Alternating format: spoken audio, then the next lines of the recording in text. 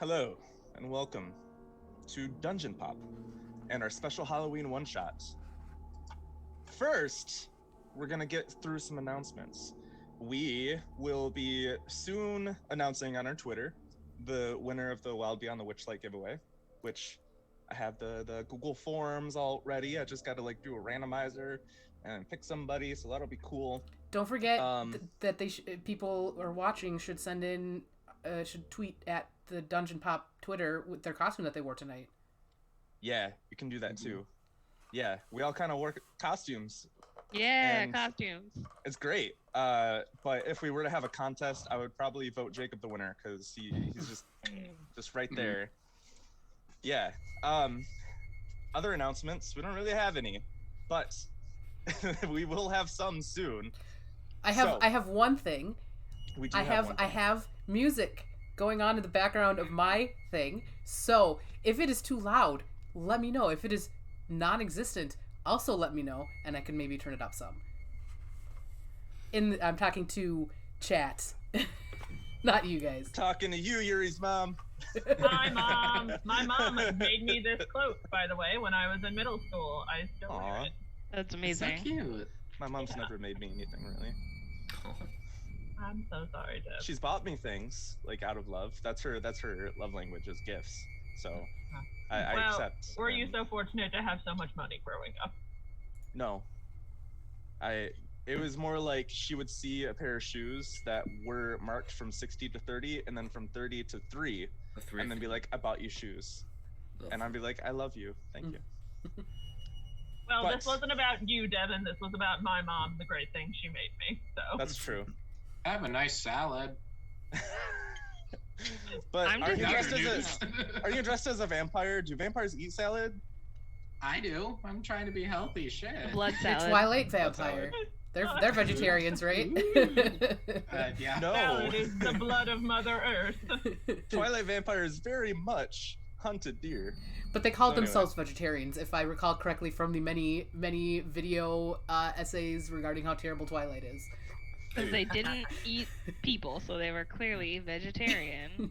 Yeah, because they ate vegetarians. Deb started this off saying there was a very long intro we had to get through, and this is what we're doing. I'm gonna do that. I took out the fake teeth that don't fit my mouth for this. Yeah, because you would swallow them with your salad. Yeah, exactly. Yeah, that is true. It's really hard to eat salad with fake teeth. So, let's find out how to hard. all who are watching currently, and to all who will be watching in the future, I do have an intro that I wrote personally for what is about to happen today. I plan on there being horrible things happening to these players. No one is safe, and we have some special surprises in store. So anyway, let's get to the beginning of this Halloween one-shot!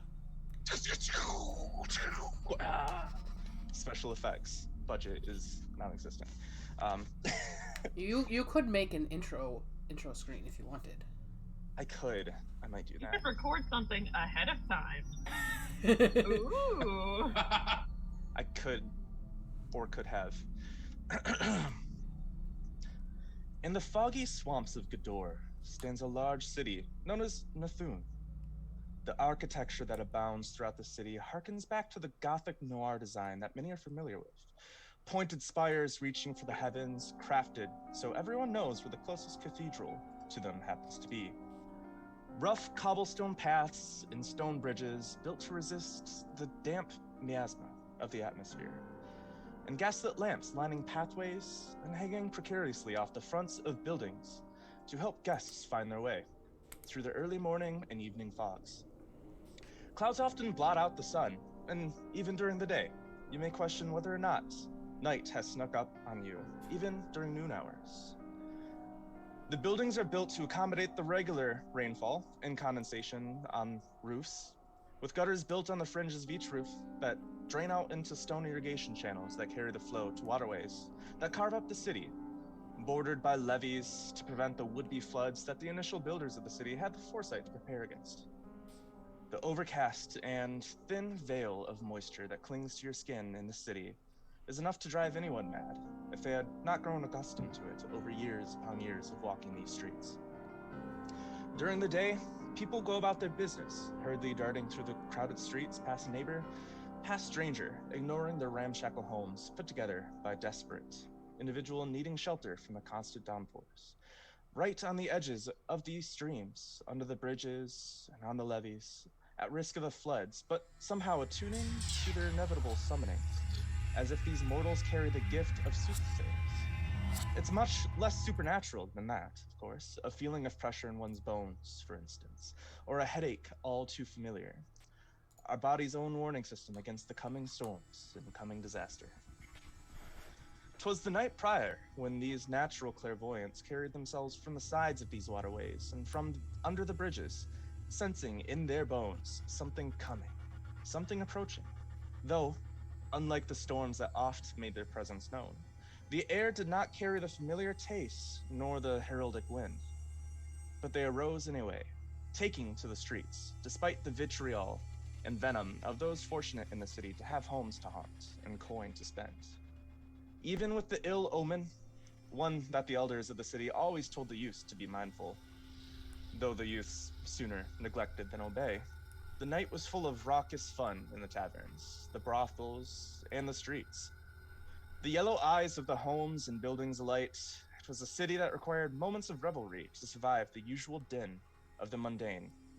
Day after day, and the gloom would overtake any soul who chose to let it. But even the most foolish of the locals would never enter the shadows of the city at night, or the day, for fear of what hungers within. The party, you all, entered the city early yesterday morning, when the sun had actually broken through the clouds and winked at you before hiding once more. You refilled your stock, re-upped your supplies, and even had a hearty lunch at a local bodega. The inn you chose to stay at was more than modest, called the Quiet Quail, and allowed you a night of respite after a long journey through the swampy trails and muddy paths. The Quiet Quail even had a place you could not do your laundry, that you could do your laundry. I don't know why I added a not. Bathe No laundry, so sorry. and hang your clothing to dry. Dinner was served in the inn on the first floor, where quail eggs were the delicacy to be served, atop greens and root vegetables and chicken liver. Stomachs full, each of you took to your individual rooms for the night. As you drifted into slumbering darkness, the sounds of the carriages and inconsistent voices and raven cries outside grew further and further away, until you stepped into the world of dreams and nightmares. Everyone fell asleep except, of course, Solomon, because he's an elf and just trances. So, Perrin Copperbottle, played by Wyatt, you are awoken as you feel a steady rhythm of wet droplets drip, drip, dripping on your cheek, startling you out of your sleep. Okay. Didn't think the roof was leaking, but and as he wipes away the water, you see a kind of like fair-skinned halfling. He has a kind of mop of very simultaneously like well-groomed, but clearly like shaken and like tousled from sleep hair. He refuses to wear shoes wherever he goes. He's one of those halflings that he has tough feet. And he reaches over to the kind of nearest nightstand, kind of fumbling for his flask to take a drink of ale and try and figure out what was dripping on him from above. Oops. There we go. As you wipe the wetness away from your cheek, you look at it, and even in the dark, you can see that the water is black. Almost as if a mixture of soot and ash was in it.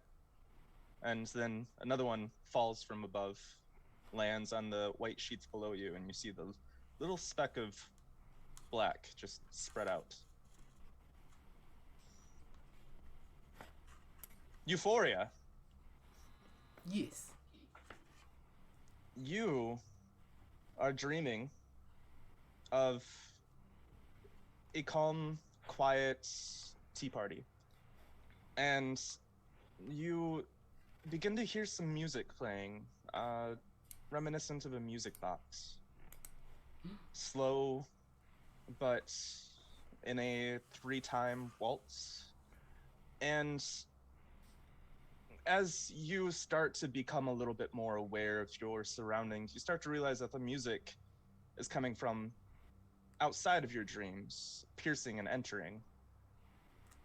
The song playing in your room. And that sort of pulls you out of the dream state. And you see a music box atop the wardrobe in your room, open. A little angel spinning with its head removed in the music box. Cool. This is exactly how I wanted to wake up this morning. This is not great. So yeah, Euphoria is a purple tiefling. She's got horns that usually she has fully decorated with flowers and bells and all this stuff, but she is super sneaky. She's got a massive stealth, so she's like that freaking ninja on Teenage Mutant Ninja Turtles that goes in the dark and moves all the bells. That's Euphoria. She's got a peasant style blouse, long purple skirt that she wears that matches her skin tone of also purple. And yeah, she greets just about everyone she meets with, "Hello, my name's Euphoria, but you can call me Yuffie." And yeah, she wakes up to that music box. And she kind of look at it. Anything interesting about it? Besides missing a head? Yeah, since it's atop your wardrobe, it's a little out of reach, but there is a little stool chair that you can step onto to go up and grab it, pull it down, and investigate. Is that something you would like to do? Yup. Right. When you grab it, it seems to be just any general music box, one that was probably given to daughters to store jewelry and such in. But instead of jewelry, instead of any precious belongings, there seems to be a mirror fragment inside. You look at it, and it reflects just a sliver of your face back at you. Kind of hold it back a little You gotta further. be careful of its edges. You don't want to cut yourself. Hold it on the bottom edge. Hold it back a little further. Kind of admire herself. Could use a little. Yes, that's okay. Anything weird when she looking in the mirror besides herself? Just yourself. Kabuki. You become overwhelmed in your sleep by a strong scent of mildew, a musty and oppressive atmosphere, something that seems to just blanket you in your room, and then your hand stings, and that seems to, the combination of the stinging on your hand and the musty atmosphere just almost makes you feel like you're suffocating. Forces you awake.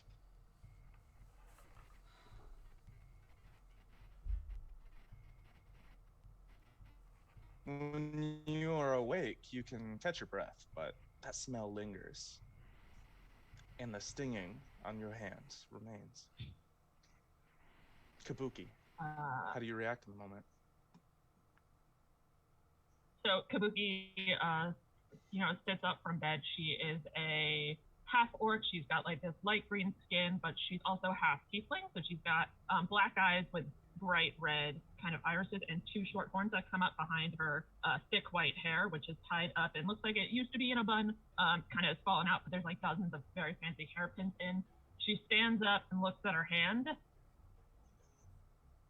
Giant bugs and mildew, wonderful. And heads downstairs. She's wearing a very vibrant, beautiful red kimono, loose around the shoulders, showing off an ample cleavage and a red tied sash in the front with a very long, shimmering katana at her side and goes downstairs because her room's filled with mildew and giant bugs. Before you leave, when you look at the back of your hand, you notice that there is a black symbol strikingly dark against your skin. An already sort of darker complexion, but it stands out. Looks like an arch with spikes pointing outward. And in the center is a jagged line that seems to be cutting through a strange symbol that has spirals coming out of what seems to be a compressed rectangular shape. And as you inspect it, you touch it, the painful burning sensation goes away. And you decide you can't stay in this room, so you leave and head downstairs with all of your materials. Mercury. You hear a voice speaking to you. The voice is gruff and unfamiliar. And you just hear, "It sleeps, it sleeps. When it's awake, we want to play with her before death to take." I think Mercury would kind of roll over and just like wouldn't quite grasp what was happening, so she is real sleepy and it's just like 5 more minutes though, okay. And you start hearing footsteps all around your room. Yeah. Little footsteps, not unlike your own. She will kind of roll over and start sort of like her wings will start going first, as like she kind of rubs sleep from her eyes, and her like thick blonde hair is just kind of like all over the place and large and like kind of all over. So she's like trying to wake up, and she's got she's this tiny fairy. She's got these like big wings, and she'll kind of rub her eyes and try to look around as she's like kind of already floating above the bed, to like see if she can figure out what's happening. As your eyes get the crusties out, they adjust, things come into focus. You see a dark figure dart out of your room, the door slamming behind it. She's gonna be like startled and like stop focusing on flying for a second and fall back onto the bed and be like, what the hell? And so she's gonna get up and kind of throw her hair into like a big ponytail and kind of get into her clothes rather quickly, and kind of grab her various guns and go find the rest of the people in the group. In your rush and your stupor from still feeling the grogginess of sleep, you open up your door and you prepare to charge out, but you actually bump into Kabuki on your way out. Did you see someone run out of here just now? You did not. No. Have you seen any unusually large bugs? I've been attacked. You see the strange symbol that is on the back of her hand. I don't think it was a bug. What's that though? I was attacked. Oh right, okay. Attacked by a very large bug. It left some sort of strange mark on my hand. I might be cursed. Also, my room was covered in mildew. Go downstairs. Ew. You should get your money back for that. But can I see your hand for a second? Can I like look at it and see if I like recall this rune from any books or anything? You can roll me an Arcana check. Okay. First roll of the one shot. Well, it's not my strong suit. So okay, well, Ooh. It's a natural 20. Ooh. Hey. Plus The 5. symbol is entirely unfamiliar to you. Strange, because you are one to be familiar with symbols, but the only thing that it seems to really give you a sense of is sort of looks like a doorway. Solomon, you are in your trance, and your little ghost familiar, named Spooky Wagon, is attempting to shake you awake, get you out of your trance, but his little ghostly appendages just struggled to produce the strength needed to actually shake you awake. His little draping appendages, the spooky ectoplasm that kind of phases in and out of matter, fade through you incorporeally, but eventually it tickles enough to where once you're out of your trance and you're just more in a meditative state, you notice that something is often an alarm system for you. You just hear him repeating, Master Solomon, I believe something is awry. Master Solomon, please, wake up. We could have avoided this, Jacob. No, they would have come up in a different way. What have I done? The best thing ever. You've given us a great gift for this Halloween. Thank you. Solomon will just sort of poke one eye like, what? It has been approximately 8 hours since you had laid down for a rest, but look outside. I look outside. So, according to Spooky Wagon, even though it's been approximately 8 hours, when it should be at least an hour or so past sunrise, it is dark outside. As if it's still nighttime.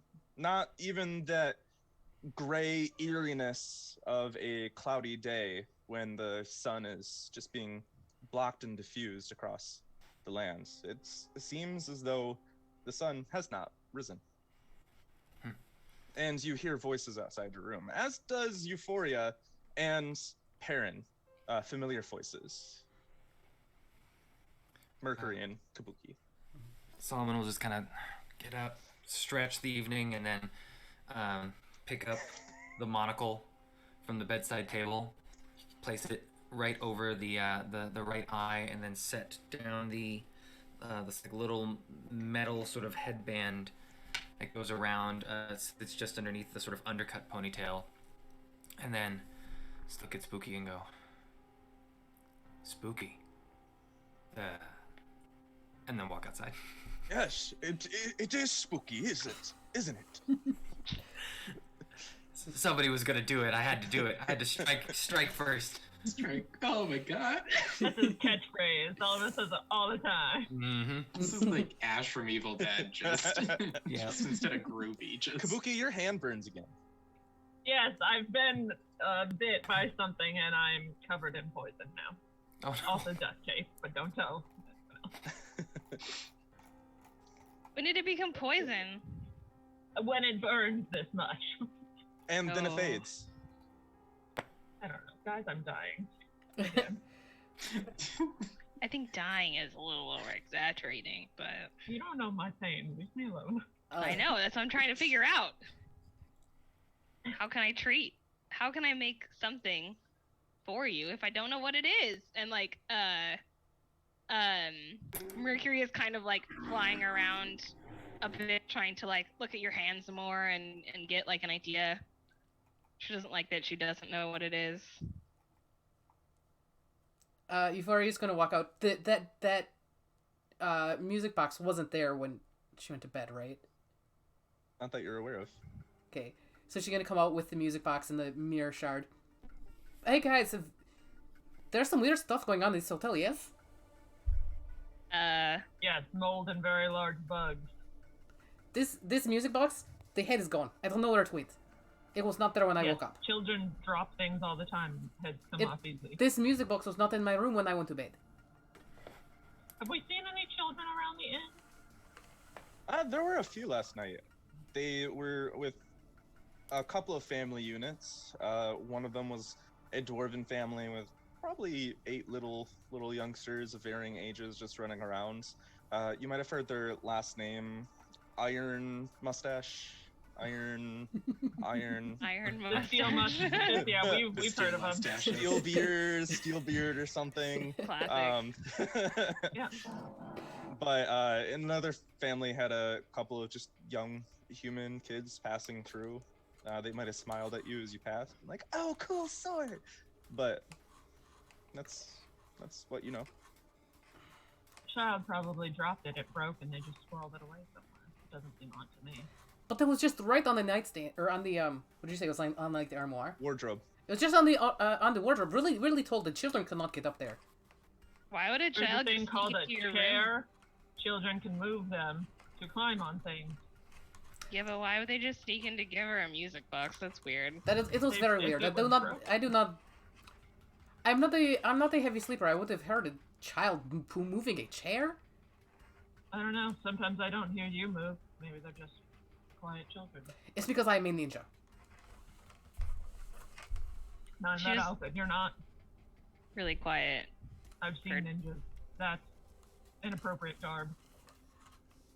Are we That still in the makes me the hallway? best kind of ninja, because who would expect a ninja in these kind of clothes? You hear a door open at the end of the Oh, hallway, okay, and you like see a familiar satyr pop out, his head popping out. Hey, I think something is strange here, but I could be wrong. No, I've you're been right. wrong. There's some very weirdness going on in this whole place. Like, I got this weird music box. The hate is gone. Again, that does not seem odd to me. The Right. giant bugs who do this seem a little odd. And I think- my swarm, they think that something's wrong too. So they could be wrong too. Well, your but- swarm is pretty trustworthy, so I think this might be something to listen to, yes? Especially with all the They weird are. stuff. Mick, what was your character's name? You kind of forgot. Oh, it's on the Trembling list. Thicket. It's on the list. So Trembling No, Thicket, you Megs. see, Okay, he is we're- a satyr Yeah. of average height, probably about 5'9". He seems to be lean build, a darker wardrobe, as he's a ranger. Has the familiar ranger appeal to him. Black hair, black goatee, an olive skin tone, and he just seems to. His eyes are always just looking around lazily. He seems to be just have a very comforting aura around him. And he walks up, his hooves hitting the wooden floor, and he looks around. Now, where's Perrin? Just then you hear the door open behind you all as like Perrin walks out. He's just like dripping in like black water from where he like tried to like open up some of the roof to like see what was leaking on him. There is a floor above you. But he's like in that process is just like his hair is like kind of matted a little to his face and it's just like covering it. He Oh. looks up and he says, "Remind me never to stay at this. I don't even know." Perrin, you're ruined. You're not supposed to be a wet halfling. This is the rooms are supposed to be dry when you wake up in the morning. Yeah, and he kind of I'm shakes going his head. downstairs. I think we should get our money back. That's all I'm saying. Can Very Perrin, purposefully walked down. can Perrin take out the wand of magic detection that he has and use a charge to just try and figure out what between like the water and everything else, like what's going on? Yeah, you pull the wand of magic detection out, and you will it to begin detecting magic around you, and it catches fire. Well, rip Oh. in peace that magic item. Does that mean that there's extra magic around? Yeah, can I roll an Arcana check or something to see like what this is or like what is happening here? Can Solomon try and prestidigitation the fire out? Yeah, so it goes. You actually, I have a wand right here. You go to cast it to do the sense, and then it just catches fire all across it, and you have to drop it immediately. And so Solomon, quick on his actions, uses prestidigitation and snuffs out the flames. That's a 24 Arcana. This usually happens if there is some sort of dark magic around. A dark magic that doesn't want to be detected, or is so potent that it causes such a volatile reaction. I think Did Perrin sees this and like uses his eyes kind of go black for a second as they as a mage hand comes out and just picks up the magic wand and returns it back into his pack. And he just kind of looks at everybody. Has that ever happened before? Loads of times, probably. Right. Mercury is an artificer. Things catch on fire all the time. That's Yeah. normal. That's the first time that particular magic item has ever caught on fire, but yes, Mercury has set many a thing ablaze. Now, Most of it is fun, so I don't know what the problem is. We have a great time. Nobody's died yet. have you been catching a lot of things on fire? Is that why you're covered in black, wet soot? Were you dancing in the rain again? I'm pretty sure I remember the dream I had, and I wasn't dancing, and the roof is leaking. I don't know what Mercury's deal is. Well, Did you get rain and fire at the same time? maybe the guests upstairs overflowed their tub or something. Oh, I don't want to know what they were trying to summon if it was all black liquid. Should we check it out? Probably, though Kabuki seems to be trying to get in touch with management anyway, so Divine and Kabuki. Conquer? Yeah. Kabuki, are you going downstairs to check with I'm management? already downstairs talking very angrily to whoever is behind the desk at the moment. Well, unfortunately, nobody is behind the desk. I'm standing at the bell going ding ding ding ding ding ding. Demand service. No matter how long you do that, no one approaches. And Solomon, were you gonna say something? Yeah. Is there anybody else in here? Like, do we see any of the kids from before, or? Roll me a perception check.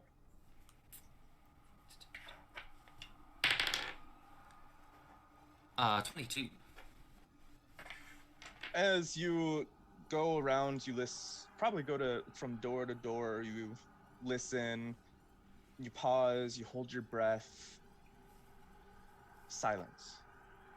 Even the sounds from outside that should be there.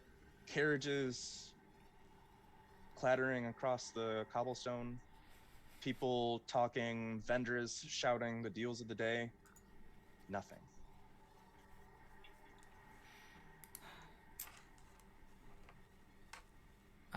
At this, Solomon will send Spooky to go up and alert the group of this, and then just try and like blend into the shadows of whatever floor he's on to just sort of be on alert for anything, any kind of threats. Ah, yes, Master. I am happy to do anything for you, even if it is just to be a vigil. And then from the shadows, like, yes, now. Like you see, like hiding behind a barrel, he's just like, yes, now go, yes. With his arms out in front of him, he goes, oh. And just scoots away. Are we supposed to pretend that we don't see him? I just, maybe. I think it's more fun if we do acknowledge his existence, but... Okay. No, that's just not nice. Well, are we referring to Solomon, or are we referring to Spooky Wagons? No, if you acknowledge him and he's trying to hide, like... Oh. Shouldn't we let him know that we can see him, though, so that he knows to hide better next time? Well, I didn't tell you a couple days ago that your dress looked terrible. Yeah, and I burned it, so... Said that. Yeah, we lost the deposit on that room, too. I'm See? glad I'm not there. Perrin just starts walking. I think, yeah, he'll just start walking to the nearest staircase and start going up. Tremblay's gonna go downstairs to check on Kabuki, and then who wants to go upstairs with Perrin? Mercury definitely would shrug and then probably follow while talking about how it definitely wasn't her fault that more things caught on fire than we're supposed to. I think Euphoria would be going downstairs. Right, Tremblay and Euphoria downstairs, the rest upstairs. The upstairs crew. You find the staircase, and just sort of like other inns and motels and such that you've probably experienced. The upstairs layout is exactly the same as the second floor's layout. So first floor, dining area, check-in and such, and then 2 more. So third floor, exactly the same as the second floor, which means that if you go to the same room or door, it would be the room straight above Perrin's. As they're coming up the staircase, Solomon just like from his hiding spot, like, hey, hey, nobody Hi. else is here. Hi. Hi, Solomon. You would think I would be used to that by now, but you'd be very mistaken. Why are you Yeah. hiding? I like it. We're alone. Nobody else is here. What? No, there was a whole family of dwarves last night, and there were there's Gone. that lovely couple that was what? Probably Even the couple that was on their honeymoon. probably gone. Oh, they were really nice. Do you think anything bad happened to them, or? I don't know. I assume so at this point. Oh. Okay, well that makes sense. Oh God. Please don't tell me their room. And Perrin goes and like looks at the door and like sees like the happy honeymoon sign that's on. Splattered in blood. Yeah. Happy honeymoon for the no. dwarves? No, for the couple that was on their Oh. honeymoon that got the room For right the above him. couple. Was it? I mean, they couldn't. They were so nice. Perrin's just gonna knock on the door. Just Uh, hello. You knock on the door, and it actually slightly opens up as you do. And That's you never good. get the smell of smoke and charred wood almost hitting you instantly as the door cracks open. As that happens, Perrin's gonna a hand goes to his back, and the same kind of black with like green tinged light crackles from his hands for a second, and there is a great sword that is like taller than he is. He's only like 3 feet tall, and he's holding a great sword that is at least 4 feet tall, if not longer. You hear inside a raspy breathing.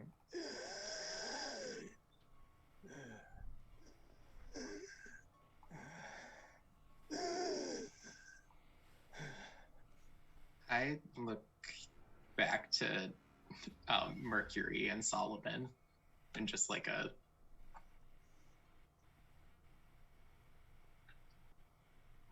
going in.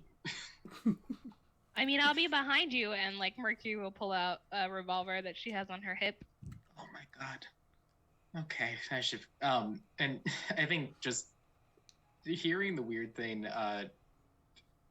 Perrin's gonna have the his mage hand open the door the rest of the way as he's holding on to the great sword. The room is completely charred from some sort of contained fire within. It doesn't seem to have leaked out past this room in any sort of way. And sitting on the bed, you still some glowing embers from the thick blankets having burned away, is what appears to be a completely charred human corpse, sitting straight up, hands on knees, eyes white and bulging, out of their sockets. Crispy, charred skin all around. But you see their chest rise and fall. And it turns, they turn and look at you, eyes large. Someone took my child. Do you know where they're at?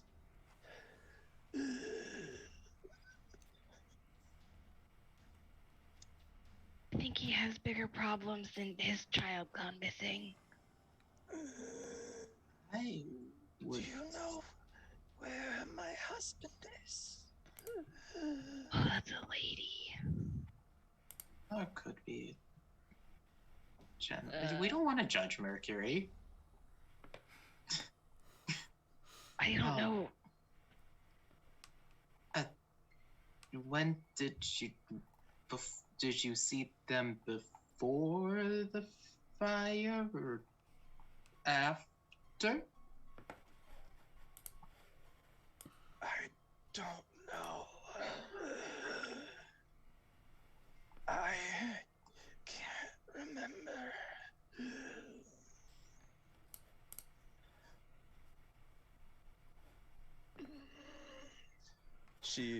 Her charred hands, almost burned down to the bones, lifts up. You see bits of ash fall off of her hand, and she starts reaching out to you. No. Can you take me to them?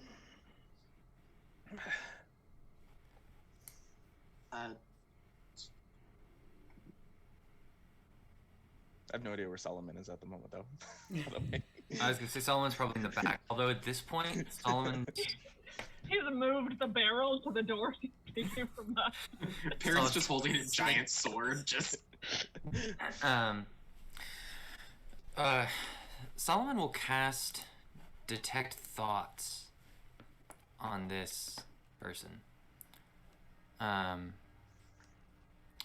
To try and see sort of what, like, who they're thinking of, if they visualize in their head, you know, what they're, who they're looking for.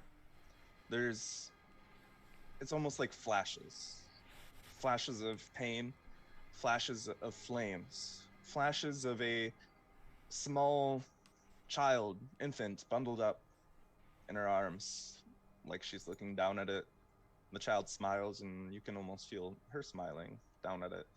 And then pain, flames, and shadows. A shadowy figure taking the child from her arms. Her screaming. Flames, darkness. And then you. Help. Saviors. Save my child. Please. While concentrating on Detect Thoughts, Solomon will approach the figure and just sort of like the hands begin to glow slightly and then like feel the forehead sort of like a doctor, and then as the hands pull away, this like orange liquid begins to pull with it as he casts Encode Thoughts and pulls this thought that he just read from this person's mind and holds it in his hand. A small vial comes out and then tucks it away. We'll do what we can. Her hand turns to you, reaches out. Thank you. I see like a single little tear kind of appearing, but then steaming as it goes down her cheek. She reaches out to you. Reach back. As you grab her hands, it turns to ash and crumples away. And it crumples all the way to her forearm.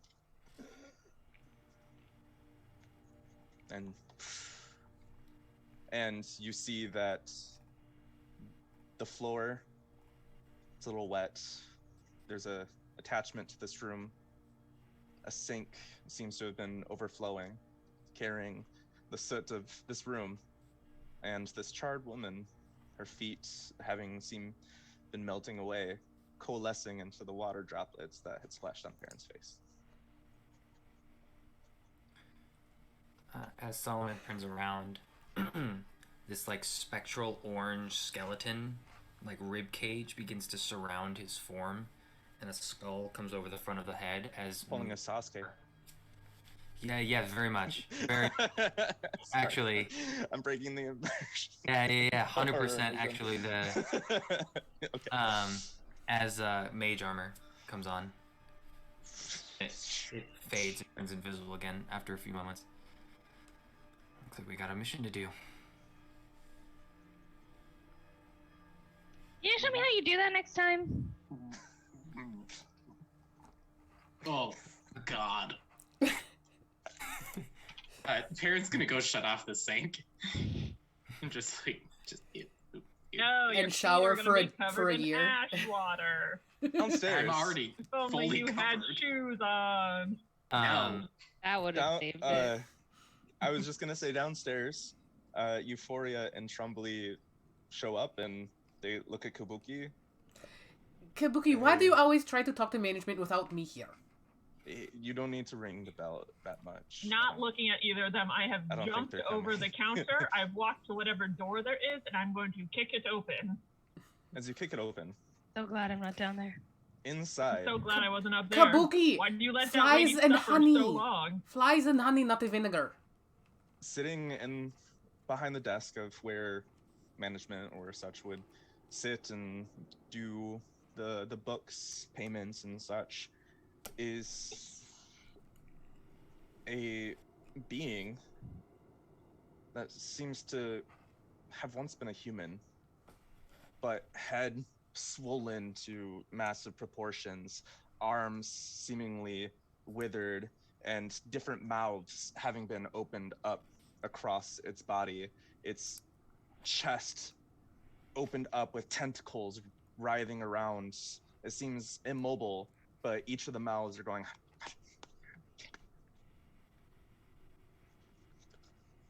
Are you at passage for management around here? I've got complaints. If you cannot replay in coin, you can certainly pay in blood as I grab my katana and start unsheath it. Kabuki, did you find anything fun in there? No, it would break your mind. Do not look.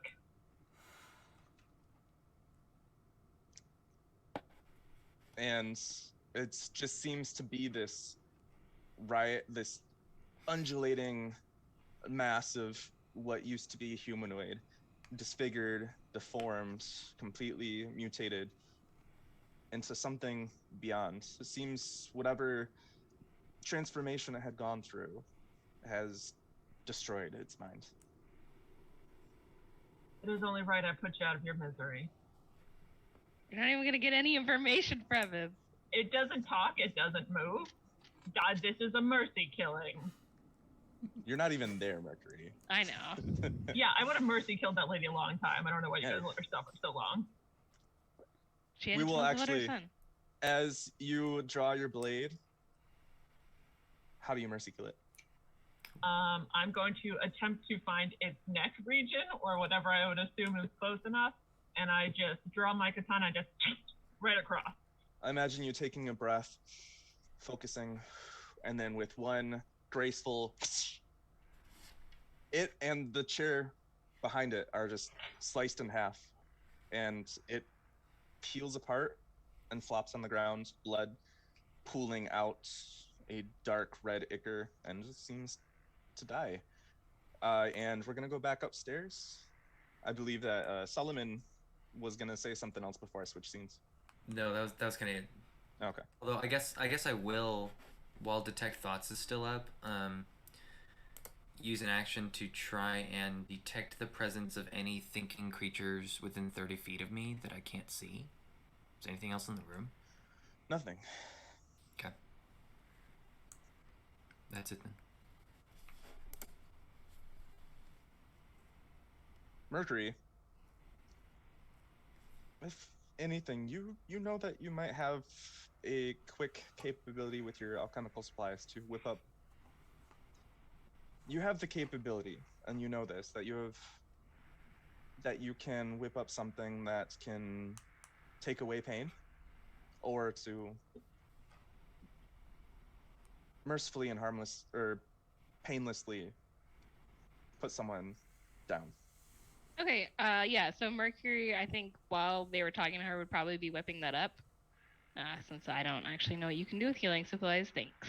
Or Just alchemy yeah, supplies. alchemy supplies. You know how to Yeah. euthanize someone with stuff that you can whip up.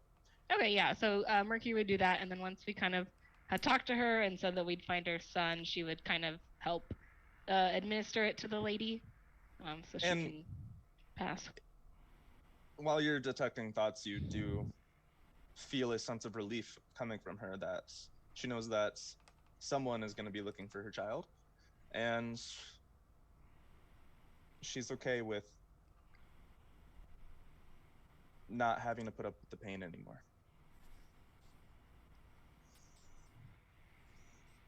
And you do that, and she seems to slowly lay back onto the bed, her one hand across her chest, and her eyes closed, and no more thoughts.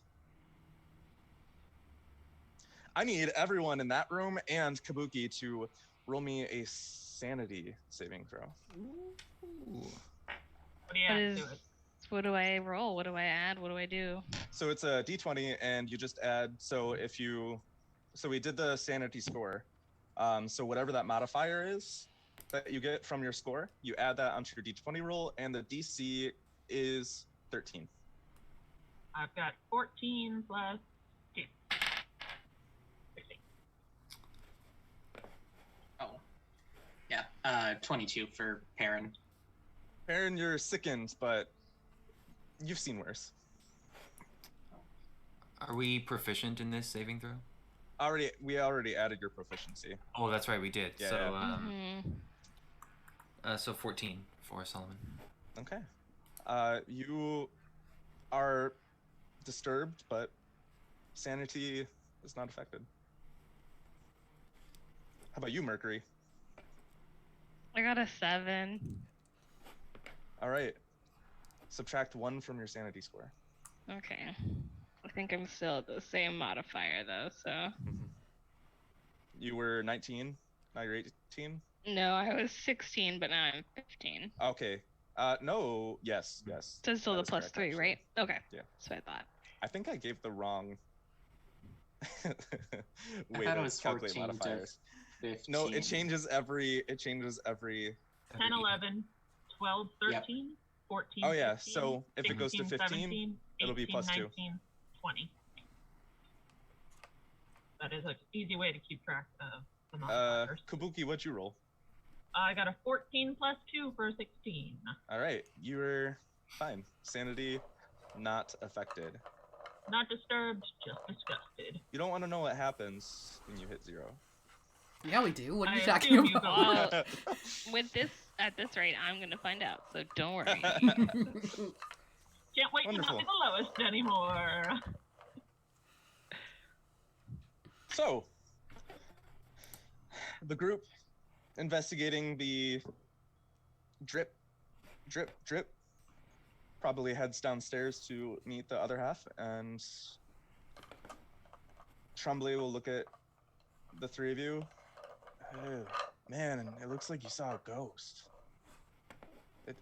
Are you guys okay?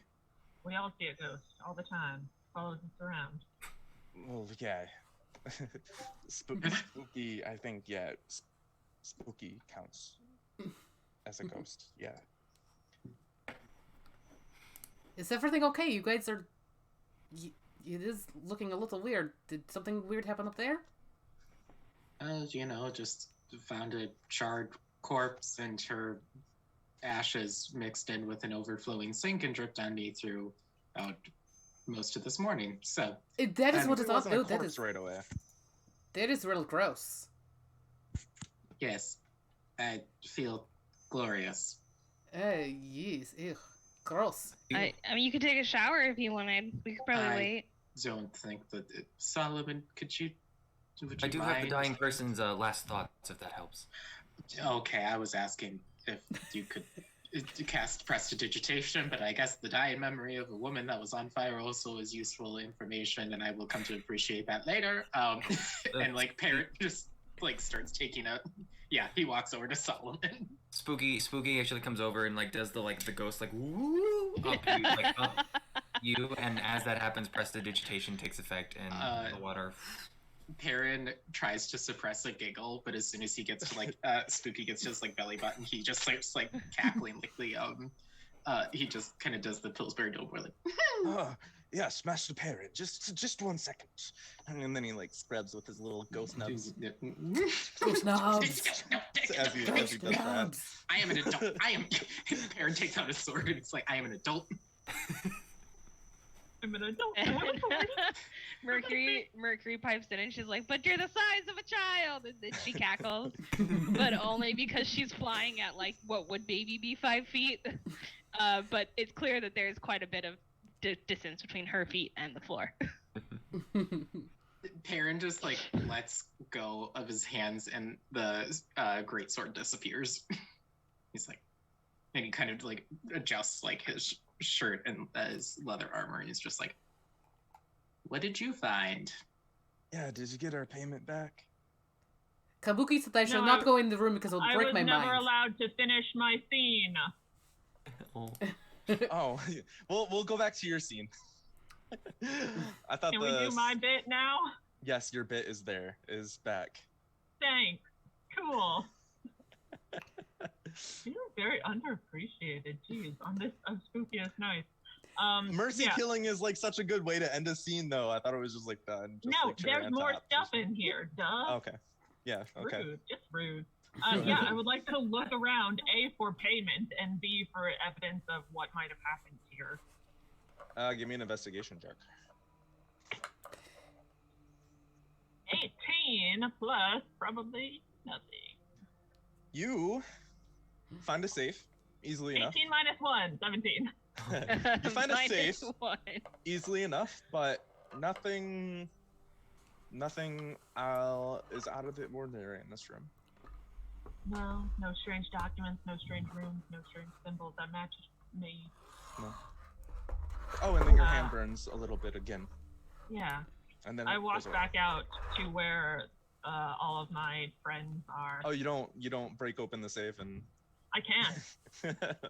Yeah, it's. I am not our expert safe cracker. I wipe the weird gooey blood off my sword and say, well, seems monstrosities have moved in and taken over the beings of this inn. Oh, you are probably right. That might have broken my mind. You are correct. Yes, if you want to go examine the corpse of those physically, mentally capable, as well as Solomon, there's a safe in there, most likely has the money we are due back now, if you would like to go take a look. Well, I wasn't able to find anything. If we're due... We are due it. I slept in a room full of mildew and got bitten by a demon bug. Yeah, and Perrin got covered in dead lady, so yeah, we're definitely due that money. We are most certainly due that money. The music box in Euphoria's hand begins to play again. This music box, I told you it is creepy. I did not even do the thing, and it's going, and I don't like it. This is not even a very good song. Like, I can do much better. What if you just put it down and we just pretend that we didn't see it? But it has no head, and it's creepy, and I feel like... Yes, no. Mercury has a good point. If you are frightened by something, you can put it down and I didn't say I was frightened, I said the song was shit. Well, you said it was creepy, which means that you are frightened of it. Well, it's creepy because there's no something to unsettle you. I mean, to be fair, it is a shit song, so I understand. Why can we get stuck on the little things for so long? Because the little things are the important It's going to be a very long night. All right, give me a thieves' tool check if you're gonna break open the safe. All right, so Spooky Wagons goes like partly into the safe and then like helps guide the tools of like, okay, up a little more. That one's a security pin. You're gonna need to hit, and then turn. I will give you advantage. Oh, hey, that was just a flavor, but that worked.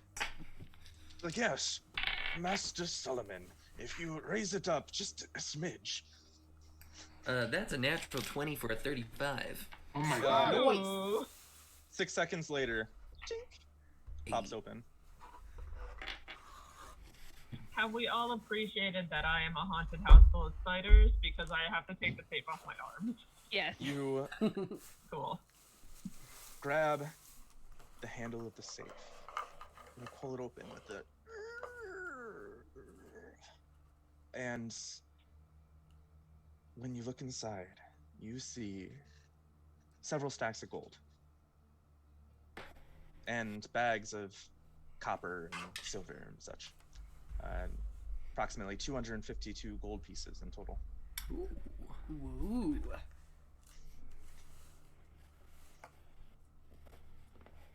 Solomon, what did you find in there? Oh, and you see the half-sliced open mutant monstrosity thing lying on the ground. I found gold. Oh. How much did we pay to be here? It was Not that much. It I was mean, like the amount of gold that you found is probably correct. We'll just take it. It was like 2 what? silver pieces each. It's mental damage for what's happened to Mercury. Yeah, Yeah, I'm scarred for life. I definitely think we're worth at least 5 gold pieces. I mean, really, this 7 gold pieces each will really help with our mental. I think that 10 gold pieces is just, May I roll an insight check on Solomon? Yes, you may. As you're doing this, you hear a flock of crows outside. The only For a sound that has 19. pierced the silence thus far, other than your own voices and Oh no, Solomon is totally giving you all the even share, but is just slowly talking up the number of like, yes, here are your 2 gold pieces. Your 7 gold pieces will really help. This 25 gold pieces will really just every time the number is mentioned, it just rises until it is. Okay, I'm just making sure. So it's 252 So, like, divided by 50 piece, 50 So each. 50, yeah, 50 each. Trumbly clears his throat. Oh, there's 6 of us? Okay, so then we carry the one. Add That's the actually equivalently 42 each. Oh. I didn't even intend for that. It just sort of happened that it was neatly divisible. Well, now that we've been severely scarred and we've been paid back in full, shall we move on? But this was a lot more. Is this fair? If you don't want it, I'll take your share. Just pretend I didn't say anything and just. Yeah. I don't believe that there's That's anyone tempting. here anymore for this money. If we do not take it, it will just sit here and rot. And You see Really, we're just taking everyone else's money back as well. Because they didn't deserve to disappear in this spooky, gross hotel thing that we're in. I don't remember what it is. Trumbly will, like, as he's counting, little pixies that are like tiny, glowing, almost like little orbs, like you would see in Legend of Zelda. Hello, listen. Like that's what he has. Just like little motes with tiny little fluttering wings just around, helping him count. He's like, yeah. Okay, Pixel, you can have this one. Yeah, I watch the door and I open it to leave. I'm not gonna stand here and watch Trembly count money to hand them out to his pixies.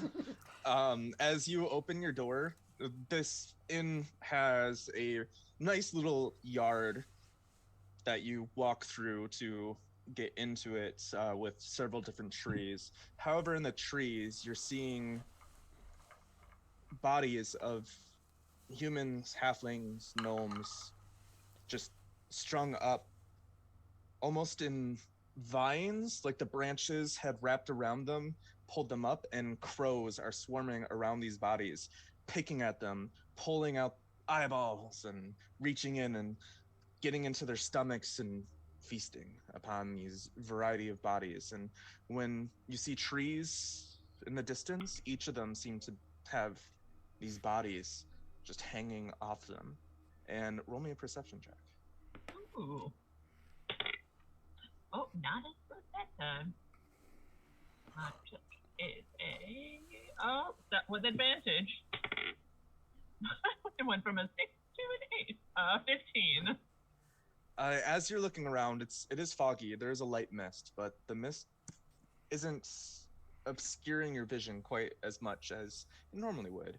Even though it's dark out, you look up, there's a dark layer of clouds, as if it was nighttime. But with your dark vision, you see in the distance, maybe a couple 100 feet away, a man standing in the middle of the street in a dark robe, and his hands raised up to the sky, and his head up, almost as if he's looking up into the sky. You look up, the clouds are swirling a bit, and he's just standing there. Well, let's go kill a necromancer. Are you sure that's what he is? He's just standing? What else could he be? All right, Daffodil, you can have this one, yeah. Okay. God, I would rather find out whatever that man is than stay here any longer, where we've been rained on by dead ashes and had to face the horrors of Quentin Tremblay. This town is getting worse and worse as we go. Like, now there's Yeah, people as in you the all go trees. out, And oh you my see gosh. the people in the trees. We can try to talk to whoever this strange hooded man is, but ready yourself for a fight. I'm always ready. Cool. Me too. Let's go. And I leave. You, Oh, sorry. Just yeah. is there just based on how much has changed, like how much decay are we like talking on like all of the buildings and stuff compared to when we came in? Is there like any sense of time, like how much time has passed or like anything like that? The buildings, the roads, the trees, everything pristine, exactly how it was the night before. Just silence, an empty city of corpses. And this one man. So you all begin to walk up to this robed man standing in the middle of the streets, hands raised up to the sky. It's dark robe, dark figure. He's facing away from you. Does he look familiar? Like we've seen him before tonight, or right this second? So do you go to look at his face?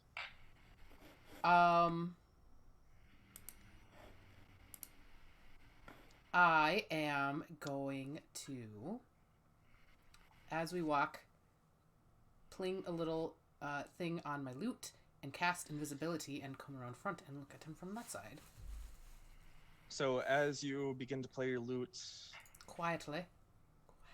Quietly, as you turn invisible, so does the music that you play. And you go around to the front of this man, trudging ahead of everyone else, and you turn, and when you get to the front, you see that this was probably an elven man, but his eyes have been removed and his mouth is sewn shut.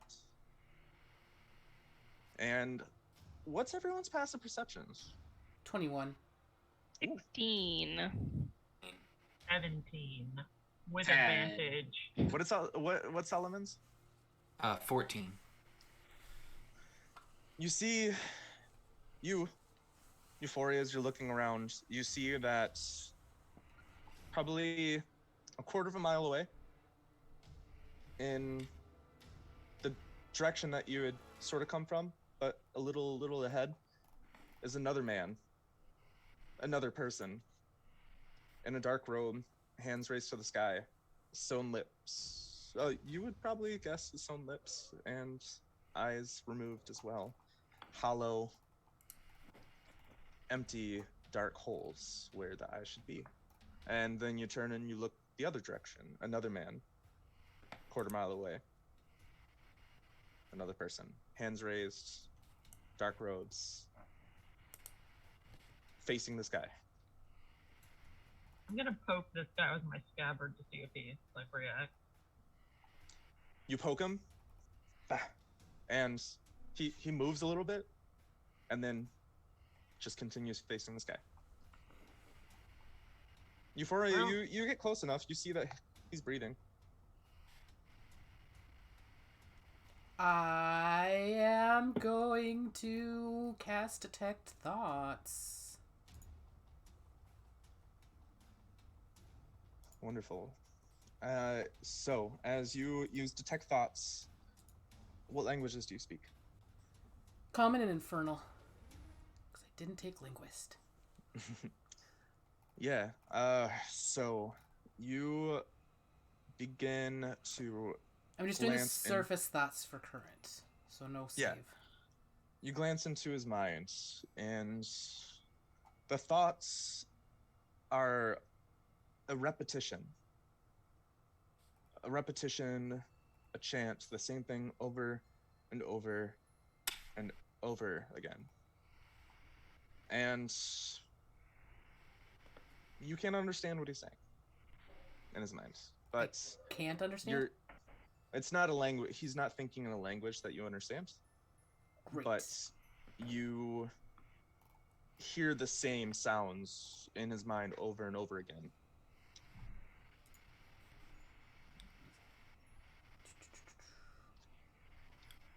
Cool. Are they able to tell what language it is, even if they don't know it? Yeah, you have actually heard Trumbly and Mercury speaking a similar language, or similar sounds. It sounds like Sylvan, Interesting. but something's off about it. It seems to carry with it a weight, a heaviness. Each time you hear it over and over again, it racks your mind more and more, and I need you to make me a sanity saving throw. Neat. DC 13.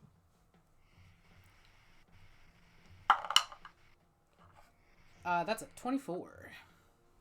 You're fine, but you know that if you were to continue delving into his thoughts, that your mind would continue being assaulted by this weight, this heaviness, this oppression. I will cut it off and go back to the group and turn off invisibility. That was real weird. He was speaking in, I don't know, it sounded Sylvish, but Sylvish? Sylvan? I don't know, whatever. It sounded like this, and but I could not understand it. You mean Sylvan? Yes. Oh, that's weird. Also, Dev, random question. So, Euphoria always has, her summon greater, she always has her summon greater steed, which only goes away once it goes down. Does she still have it from overnight that she would have stabled? Like, is The steed? The steed, yes. Or is the steed gone from all the overnight craziness?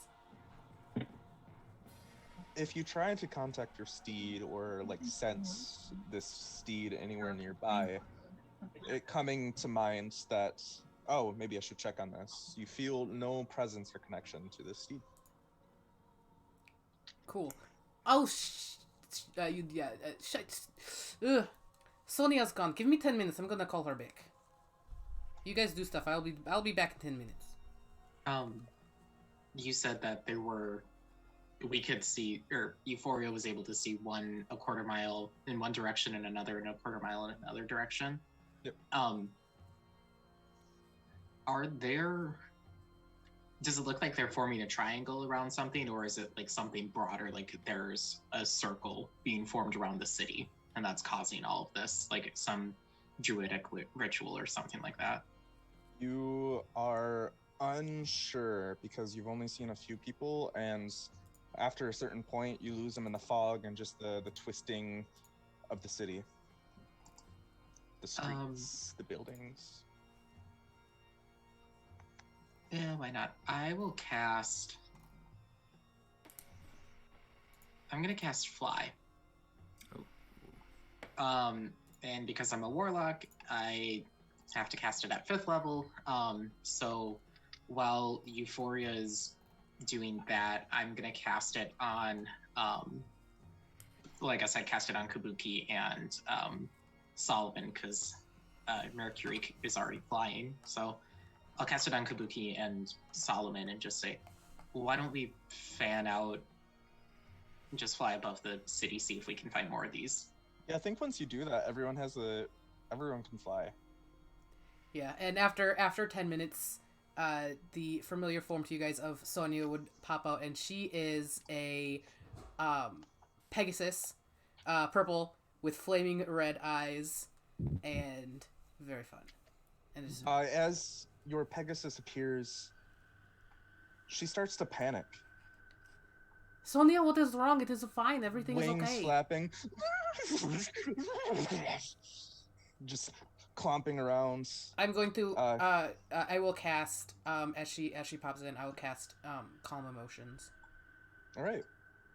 We're just gonna say it automatically works, and she comes down from this panic, and wings tuft out, and then come back. And while that is happening, our friend Perrin flies up into the sky. Mm-hmm. And you look around and you see that these individuals seem to be circling this whole city. A dark figure every quarter mile away from each other in a succession until it completes a perfect circle. And you said they're all looking up? They are. When Okay. you look around, the wall of fog, this dark cloud that is above you, seems to slope down at the edges after a few miles or so in every direction. Can you talk to the greater steed telepathically? I think yes. Hold on, let me look though. Blah blah blah.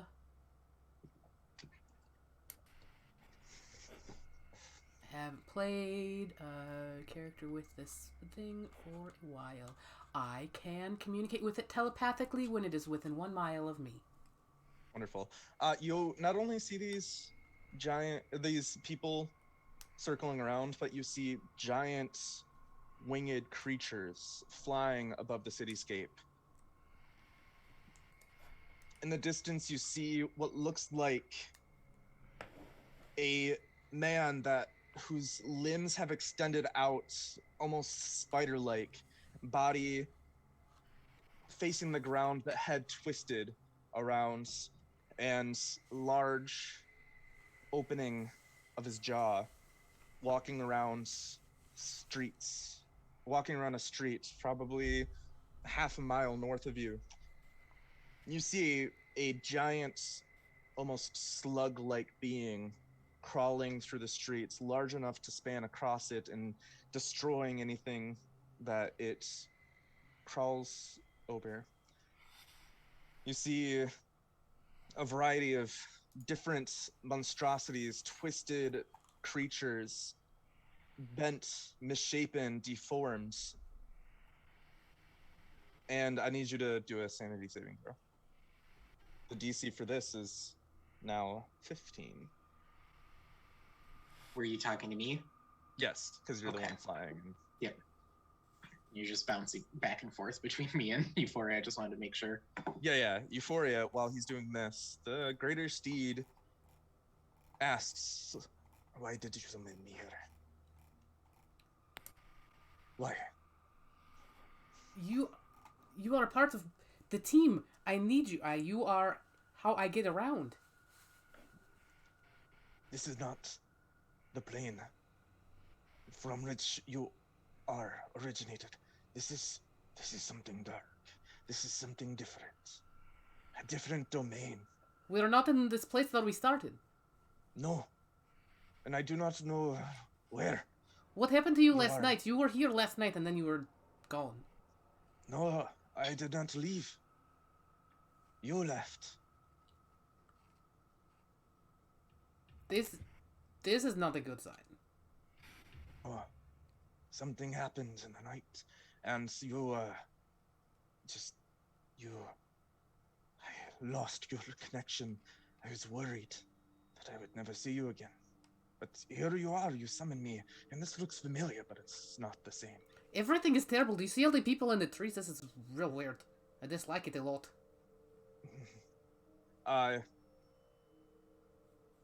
Also, I forgot to mention, as you are flying above the city, everything that you look out on,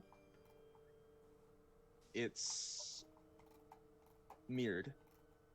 So if a church would have been south or northeast of you, it's now northwest of you. Oh, okay. Yeah. I rolled a What is 14. All right, for so sanity. -1 from your sanity score. Yep, already done. Bro. When I finish talking with Sonia, I'll say, "Hey everyone.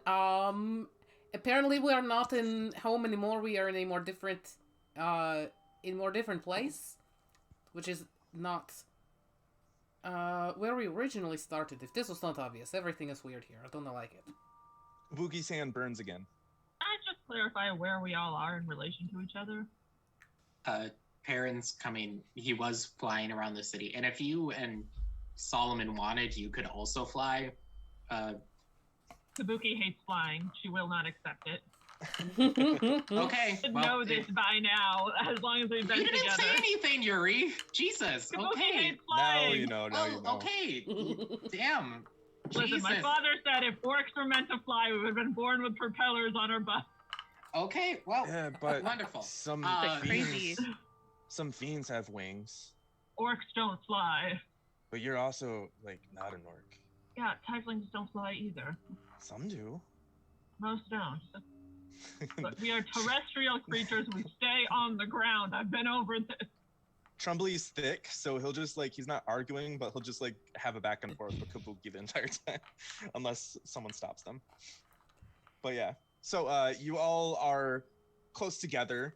This is unfamiliar, it's strange, and so you aren't leaving each other's premises. Solomon might be like hiding in the shadows somewhere, but other than that, Oh yes, Solomon, I did want to ask you, you are a wizard, correct? Indeed, yes. Do you know anything of sigils or runes? It's not quite my area of expertise, but I know a little. Does this mean anything to you? And do you know Wyatt Burns? Does that mean anything to me?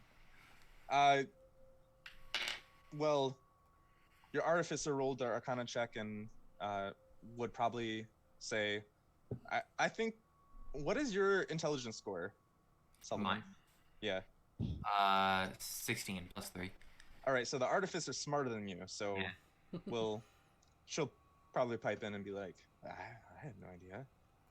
Does anyone But- know? If I didn't know, no one will. But yeah, the only thing that, just a reminder, the only thing that you got is that it looks like some sort of archway, doorway sort of thing.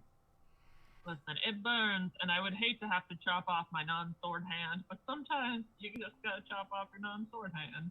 It stops burning. As you. Oh yeah, that's what you don't want to leave. Is that the thing?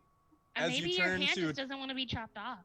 As you turn to talk to your comrades, it stops burning. I don't know. Listen, sometimes you just have to lose a hand while you adventure.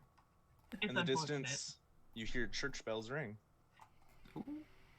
And after a little bit of chiming and ringing and such, you hear the din of 10. Bum, bum, bum, that sort of thing.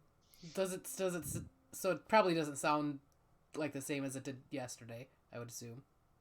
It's coming from the opposite direction in which you thought it would be coming from the main church in this place.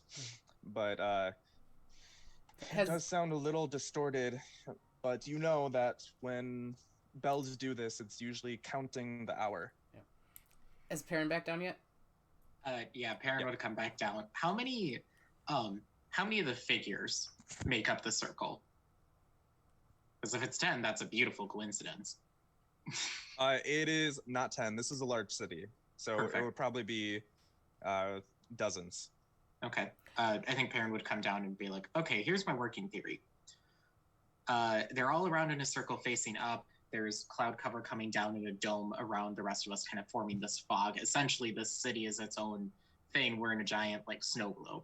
I think these things, and he kind of taps the elf on the back as he's standing with his arms up, are forming some sort of ritual. They're speaking some form of Sylvan. If I had to guess, maybe they're, imprisoned Sylvan, druids from the Feywild, causing this dark, Did you know we are not on the area. material plane anymore? That helps. I did not know that.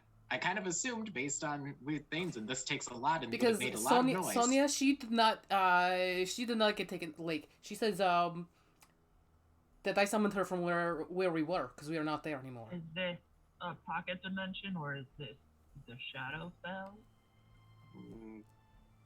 Does it look like the Shadowfell? I've never been. I wouldn't know. I was trying to ask Dev. Sorry.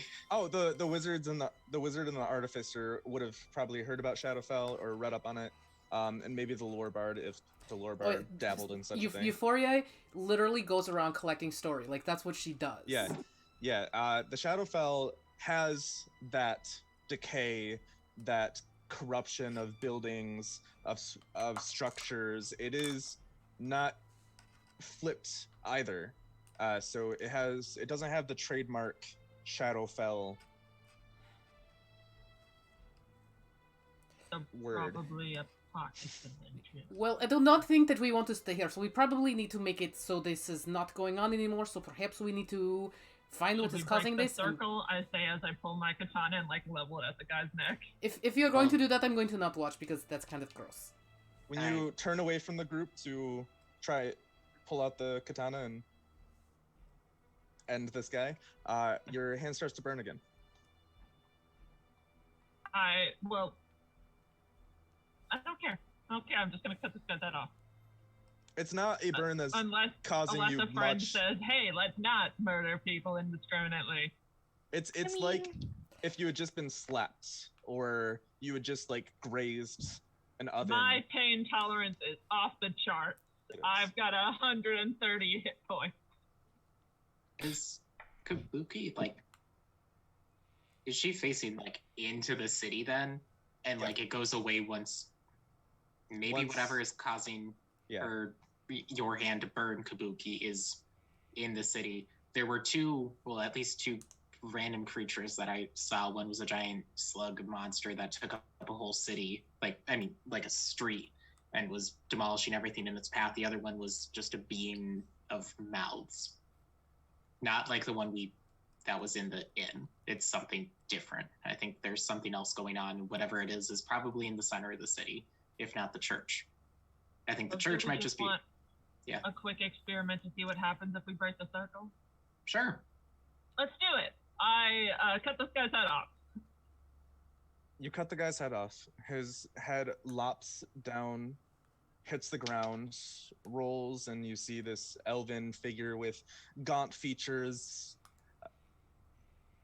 cheekbones prominent, ears just mangled, sewn lips, empty eye sockets, and the body drops to the ground.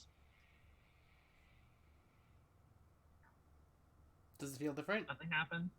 Nothing happens. Does he have anything on him? I'll loot him real quick just to see. When you loot him, then you look through the robes and everything. You find a fragment of a mirror. Hey, I have one of those. I have one of those too. Look, it was in the music box. It's gonna take us all day to find every single one of these people and kill them and take their mirror fragments and put the mirror back together. Well, we can. Here's the thing, Kabuki. Even though you don't like to fly, the rest of us can fly, and we go pretty fast. I also think you're jumping to conclusions. I know that's your trademark, but... Okay, mister, I have a million thoughts a minute. You tell us what to do.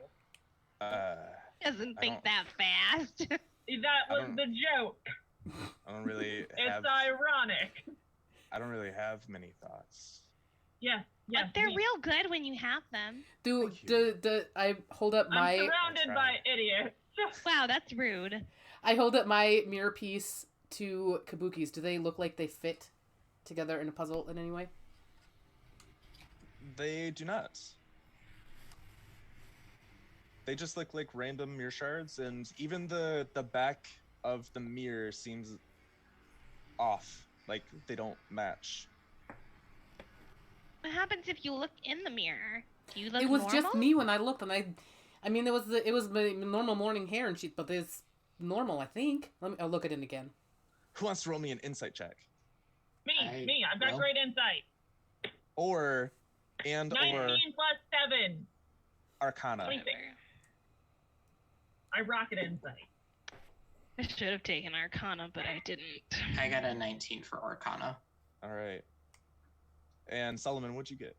I was gonna say, can I make an insight check? Yeah, of course. That's a 27. 27. Maybe got 1. Lower bar, do you wanna roll something or anything? I can. Both of those rolls are garbage for me, but we'll see what I get. Yeah, that's a 10 on which one was the 3? Insight. Over a 20 people and the 19. Things are reflected in the city. A mirror shard has appeared in the music box and on this man. You're starting to think that the mirror might have done some sort of curse or ritual or something, that when someone is marked in such a way, they might have been sent to some sort of mirrored plane, a dark reflection of your world. Can I hold up the And- mirror shard and hold up my hand and see if, like, the mark is on my hand in the other dimension? When you put the mirror shard closer to your symbol, it actually starts to burn. Hand off. So you're starting to think that someone pushed you into this dark reflection of a realm, of a plane, So then, yeah, we get all the of a mirror domain shards of dread. Do you think it has anything to do with that child? Child? What Yeah. child? The burn lady lost a child. I wasn't there for that. I wouldn't know. Yeah, I mean, could be. That was about it. Well, it could be that child. Chumbly points at a child hanging from a tree, just like up, wrapped in the branches, just limply hanging. Or Yeah, that one. stop looking at those. Stop it. And then, So and if we get all the mirror shards back and we put the mirror back together, should we be able to go back through it? But the I mirrors don't particularly care for this place. the mirrors do not look like the backs are different. Usually if a mirror Well, is the I'm same mirror, sure- then they will be the same on the back. Your mirror has nothing to do with these mirrors. Forget your mirror. Let's just kill all these guys and take all their mirror shards.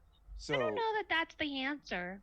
I don't have a lot of thoughts to contribute to much, but Perrin said something, and I'm pretty good with, directions. Uh-huh. Kabuki, What? just put your hand up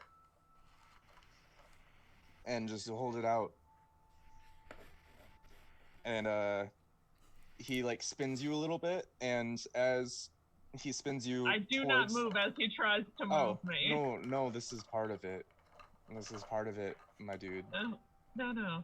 You Could can you just direct turn me. for him? You may not touch me. Okay, will you turn Okay, I'll turn. that way? I turn of my own volition.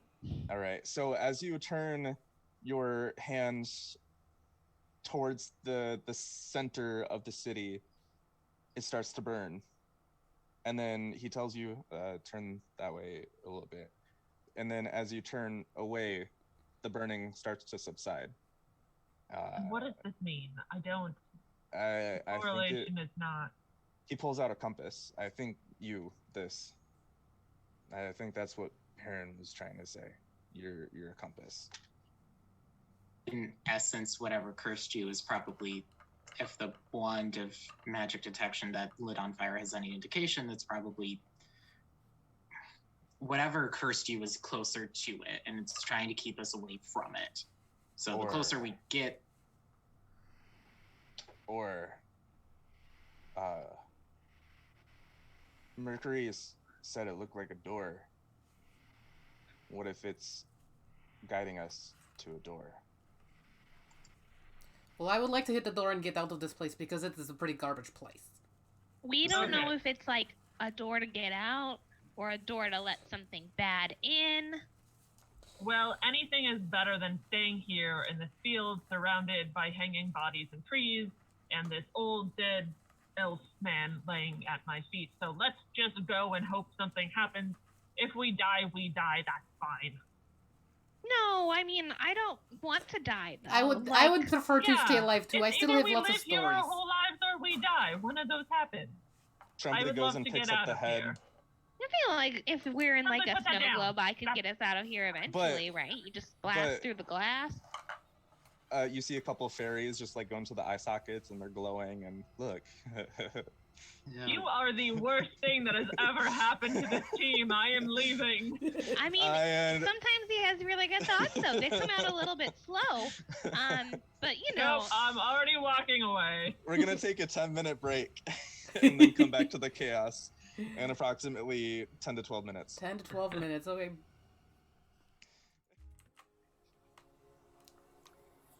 Yeah, we're back. Hello, welcome. Hi. wow. So, Trumbly's just like, yeah, your compass. I'm already walking. Well, we're walking towards whatever the thing is. Like holding your armor, like ow, ow, ow. It's more- Euphoria hops on Sonia and flits up into the air a little bit, not too high. I will protect you against all costs. And you as well. At all costs, against all odds. So you're flying. You're going up like above the rest of the party. Only like 5 feet up. Oh, okay. Yeah, just enough where like the hooves won't like smack you in the back of the Okay. Perrin would have told everybody exactly where he last saw those two weird creatures. And he'd hang back by wherever Trumply is, just to, since he's probably he's better at directions than Perrin is.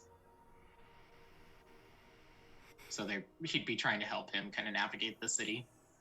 Yeah, well, it's weird that everything's turned around, but I Well, think it's if we- just mirrored on this plane.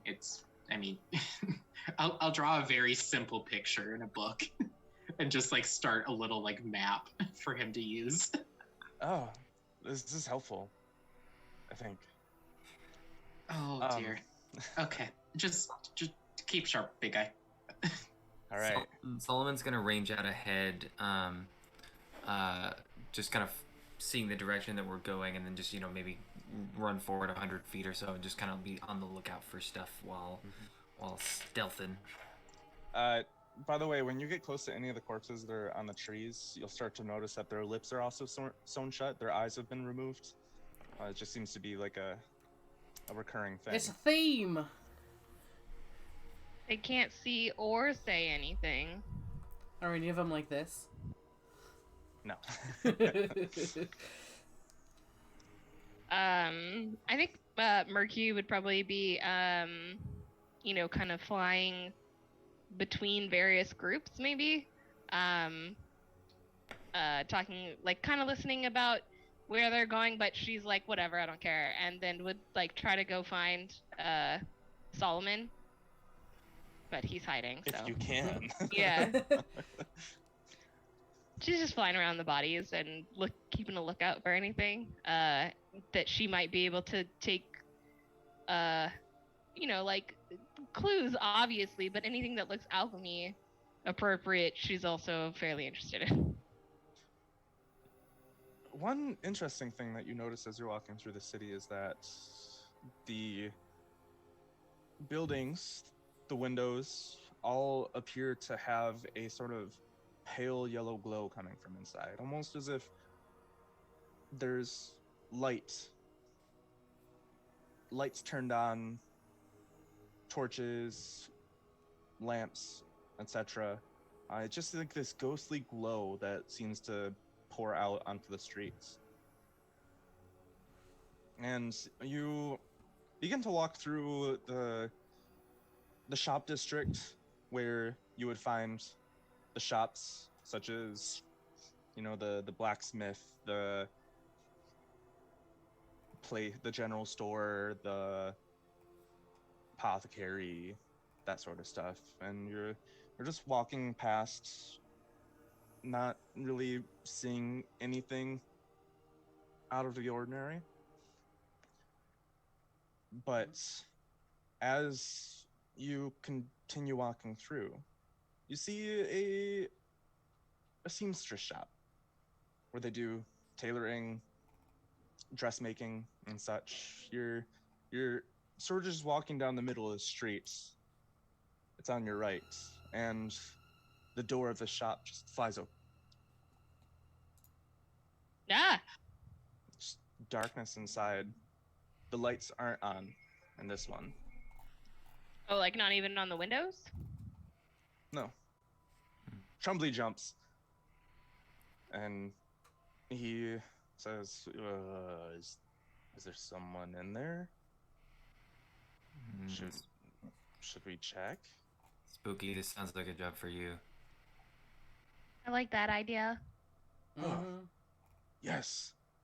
Master Solomon, I would surely offer up my life in service to you, even though I do not have one. You realize he's dead yet?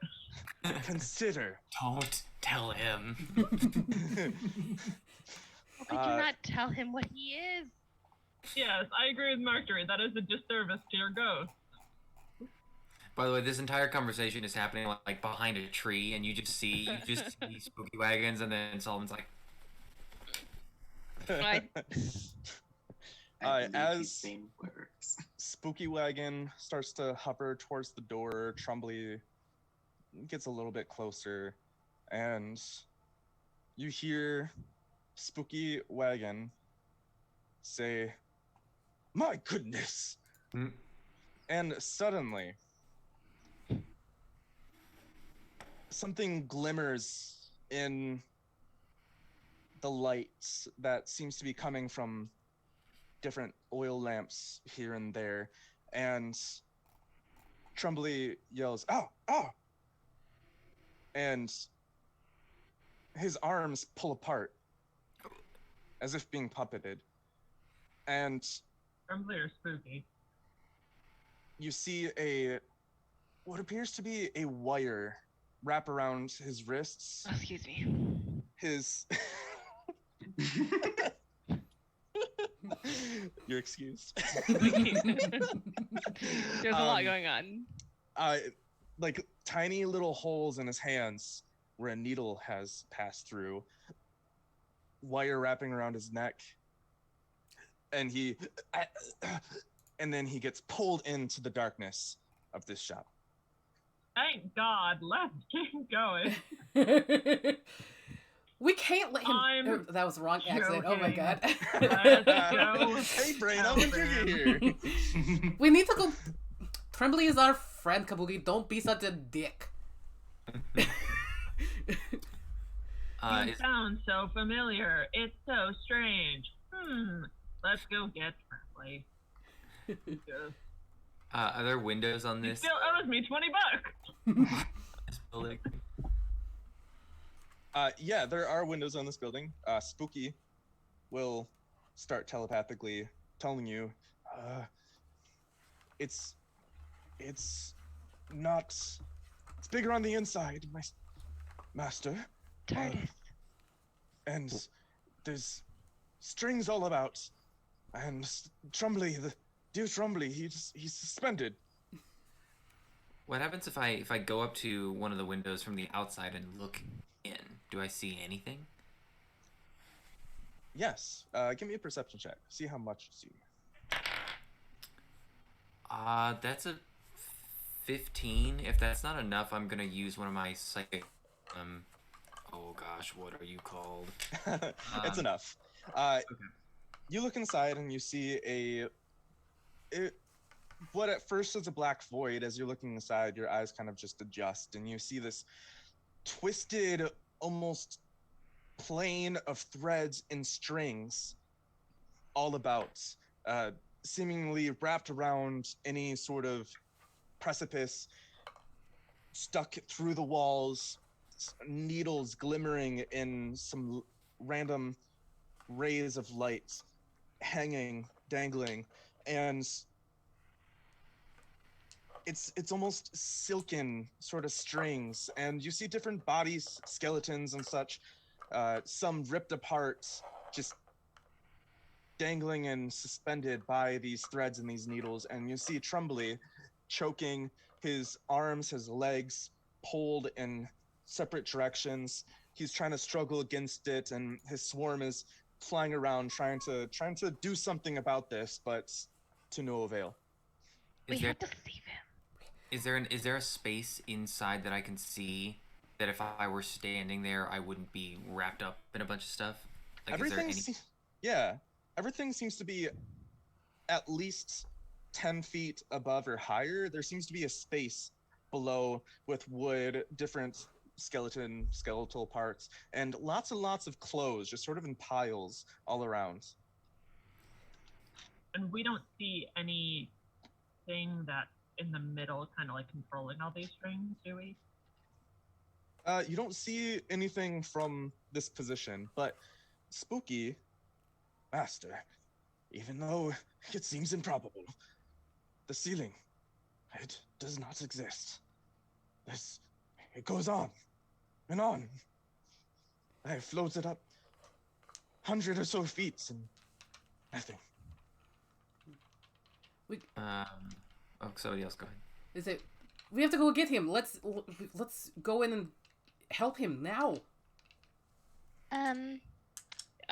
Is there anything interesting about these strings that are holding him, or do they just look like regular strings? That's something. They seem to be strong, taut, silken. Can I try to cut one? Like, are they close enough to the doorway to cut? They're about 10 feet up, and you'll have to go inside to be able to do that. I think Euphoria is going to start walking in. Yeah, Perrin would go in, and I think as he's walking in, he's going to aim an Eldritch Blast at the strings that are like wrapping around Tumbly's neck. And Euphoria is going to pull out 10 copper coins, throw them in the air, and cast animated objects. Nice. Wonderful. First, as you all enter, give me a sanity saving throw. DC is 15. Solomon, I would like to use Blessing of the Raven Queen to teleport into the room through this window, so that I'm not going in the front door. All right. Does that affect Jesus. my need to do a save at all? The save seems to be coming from this impossible space that you've now entered. With you look up, you look all around you, and it's just impossibly large and spacious, and just something beyond anything that you've seen before. That's a 6 for me then. What's the DC? 15.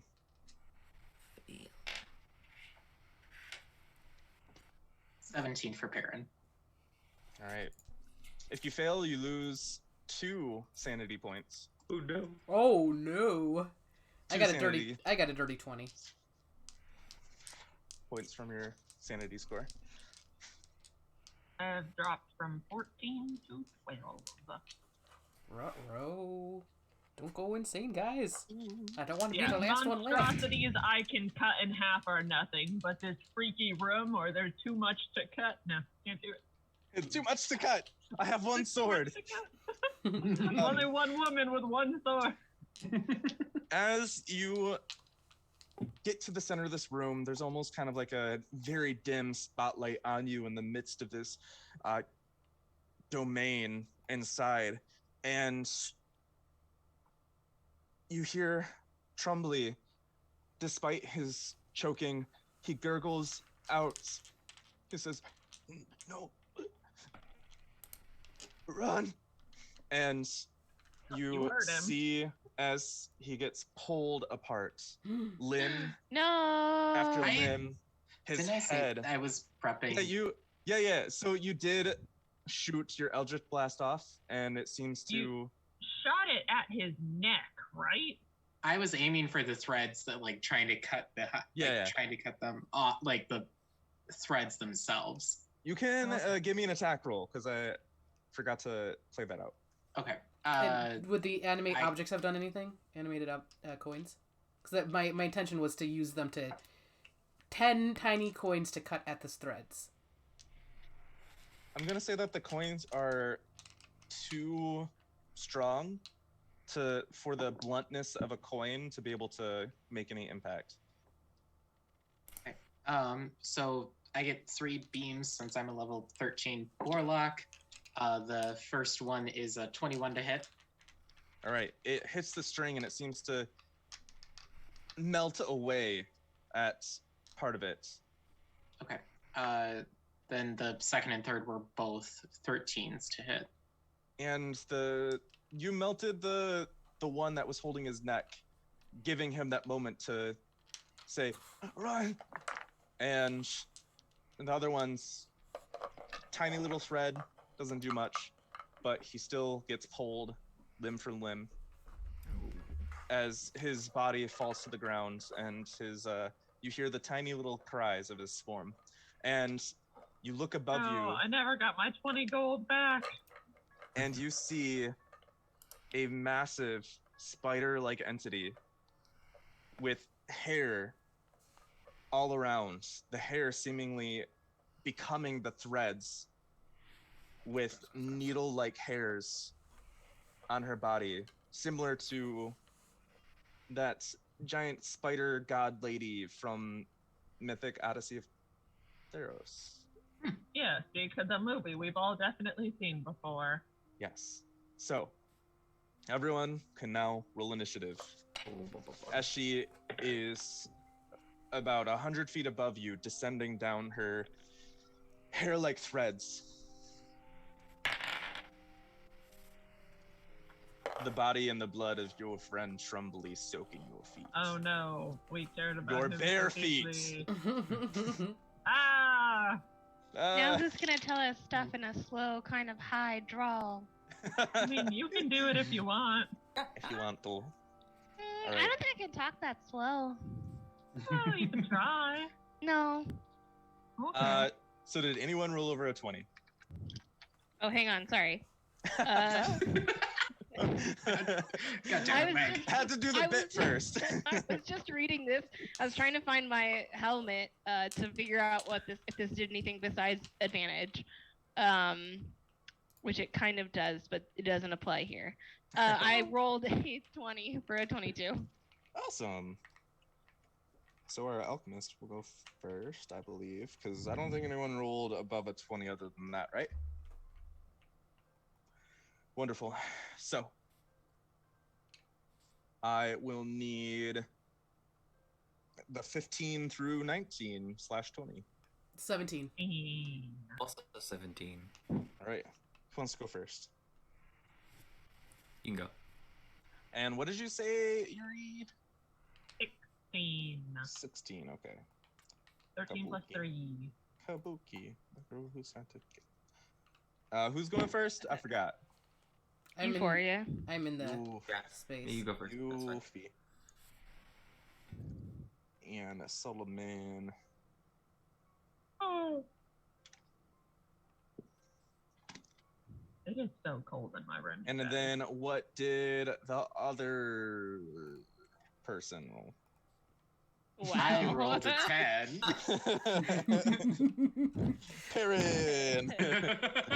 What did the remaining person, who I definitely know, Remember, roll? yeah. Definitely remember. All right. So, Mercury, you're up first. As this giant spider crawls 100 feet above you. Cool. We're doing theater of Okay. the mind, folks, because it's we're just gonna do that because it's creepier that way. It's true. Little bits of saliva are dripping down from her mandibles. I mean, do we think that this creepy giant spider is probably going to be good at dex saving throws? Yes, it's a spider. I don't know. It's life. It's choices. It's dreams. It's hopes.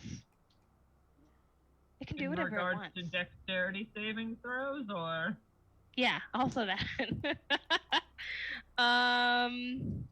Okay, then I'm not gonna waste that. I was ill prepared to be first. Because alchemists have a lot going on, and That is totally okay. yeah, I was unprepared. All right, well, I guess for right now, I don't, unless I'm missing something, I don't really have a lot of bonus actions. So Artificers usually don't, unless Yeah. they have the items for it. I was gonna say I don't really have. I've got more extra like protection items and stuff. So I'm gonna go ahead and just shoot my revolver. And I just want to be clear. You gave me 2+1 revolvers, Yes. right? Okay. So she's gonna have one in each hand, and I'm gonna just do that and then try it again for my bonus action. Here we go. So that's a 26 to hit. Yeah, it definitely hits. Okay, and then what's the damage? It's 8.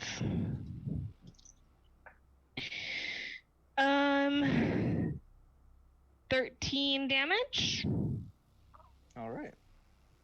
and then with my bonus action, I will shoot with my other revolver. Okay, well, maybe not. I don't use the left-hand one that much. It's gonna be 12. 12 will miss. Okay, well, It goes wide. I feel like I'm not doing a lot, but that's because Moxie does so much, but I'm done. She descends using her webs 40 feet closer, so she's now 60 feet away. Yeah, And come at then me, baby. it is Euphoria's turn. So the coins are going to float up to her as my bonus action. And start beating on the thing. So that's 10. Roll. She's got a +8. So what do I need to roll so I can do it quickly? +8. You can roll. How many little tiny objects do you have? 10. 10 of them. So just go ahead. tell me what I need to hit on the dice so I can just be like, yep, nope, done. Yeah, Because I will hit so- it with something. Actually, just roll me a d20 and add their attack modifier, and then whatever you roll will determine how many hits. Because I have the 5 dice. I can do it real fast if you tell me what I need. That's a 21 with their +8 to hit. 21. Okay, all of them will hit. Cool. She's a big target. She's a big target. yeah, you throw money at that spider. Woo! So we play Swarm of the Bumblebees as And they the coins go. So hold on one sec. That's 6, 7, 8, 9. God damn it! I'm out of 4s. I've only got 9 out. That blows. Okay, we'll reroll. We'll find one more. 7, 10, 14, 15, 17, 19, 20, and 21 plus 40. 61 points of damage. With a bonus action. And then I am going to, with my action, shoot a ray of frost towards her. Slow this bitch down. But I think I missed with an 11. Correct.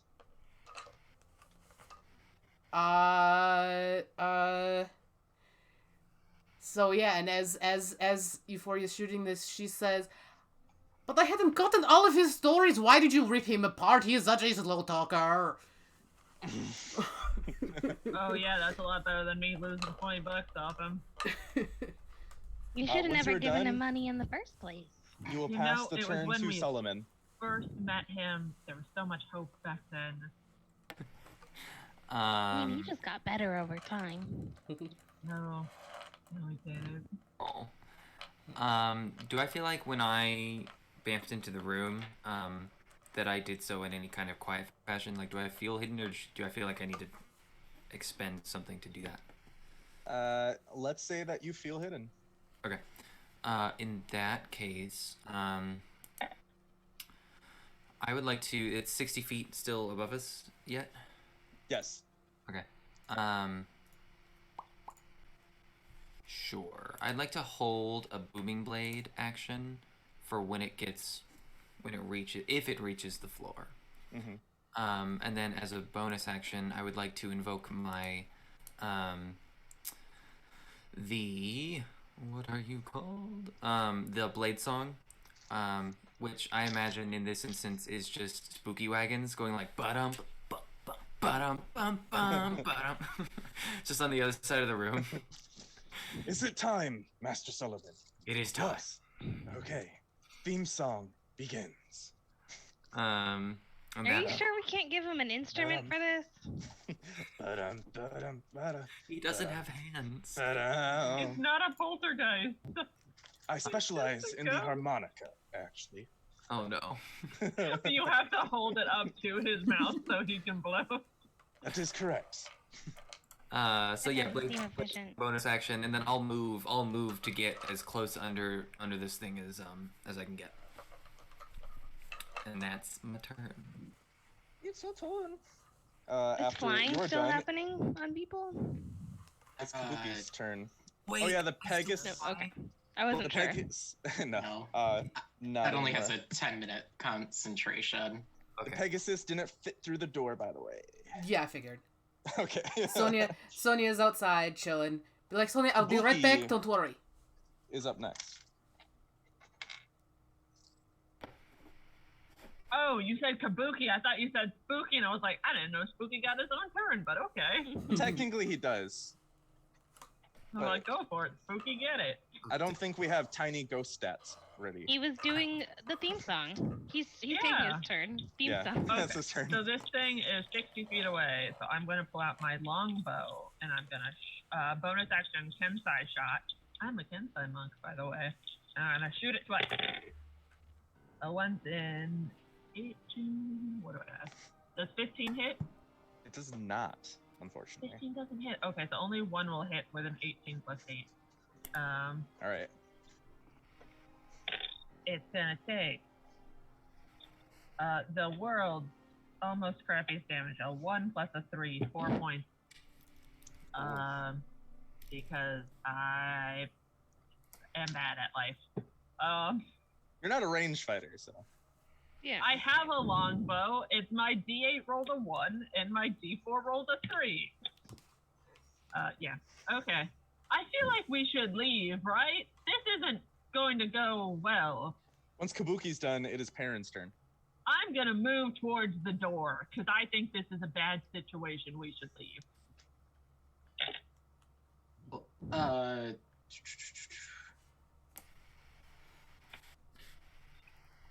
I'm gonna.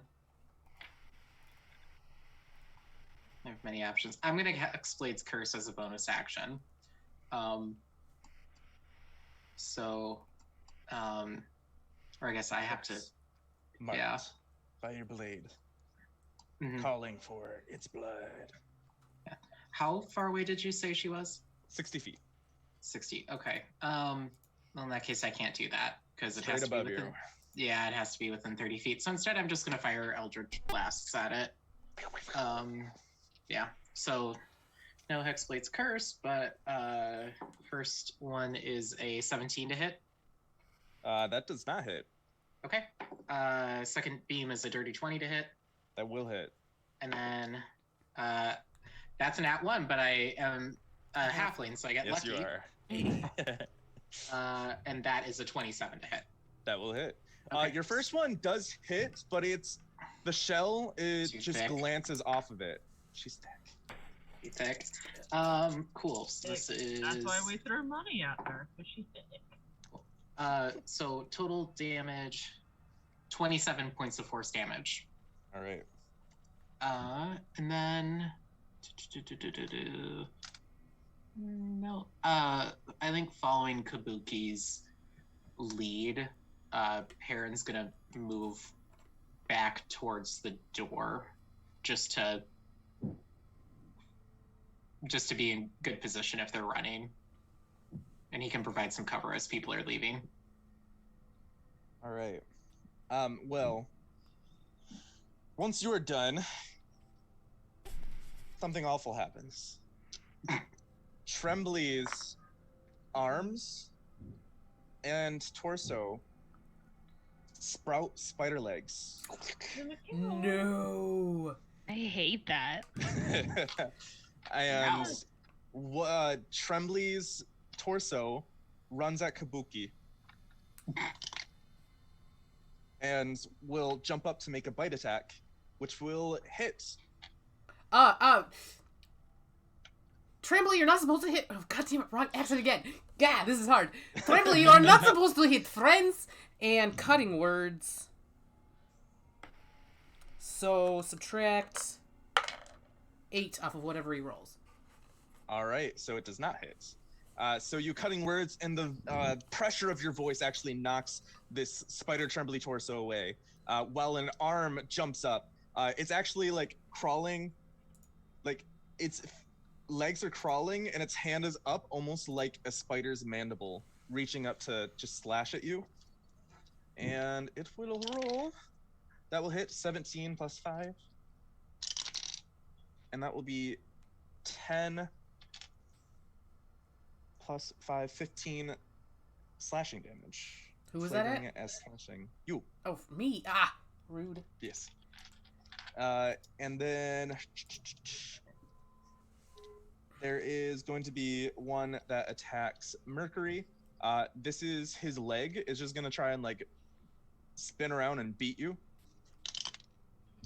And that will miss with a 13. Second leg will go after Perrin.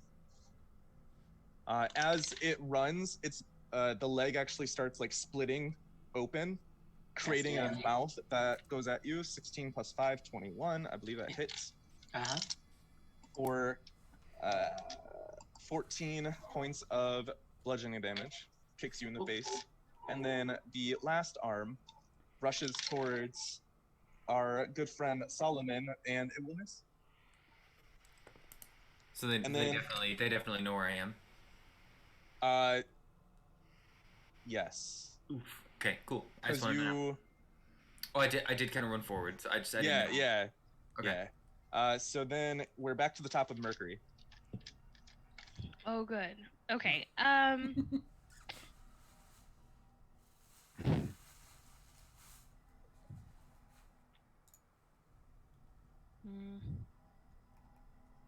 By the way, you all are about 30 feet away from the exit, so the two who ran towards the exit are probably like right there.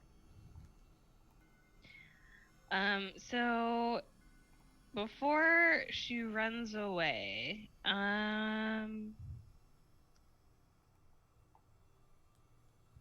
gonna do.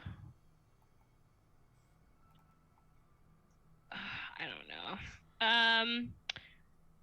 No, she's just gonna kind of run away. Get out of there. And, oh my god, where are the elixirs listed? Damn. Alchemist, bro. God, Alchemist. there's so much around here, and I don't even see that one. I see the extra part. Okay, well, as I try to figure out how much you'll get back or what happens with elixirs, she's gonna throw one to well, she'll hand one to Euphoria as she's like booking it out of there. Oh, gosh, I gotta go find those stupid They have too many things going on. All right. So is that a free action? I don't know. I gotta find the. I had to go to like the actual for whatever reason. Like that's not listed anywhere. It's okay. I wasn't expecting that. Alchemist. Okay.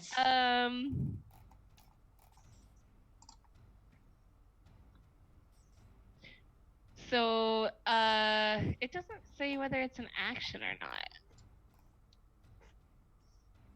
It just says like, so what it says is when you finish a long rest, you can produce an experimental elixir. Yeah. So I'm assuming, it'll right? follow, So like, I'm it'll assuming follow that. potion rules. Okay, so is giving it to someone an action or a bonus action or? So it is a free action.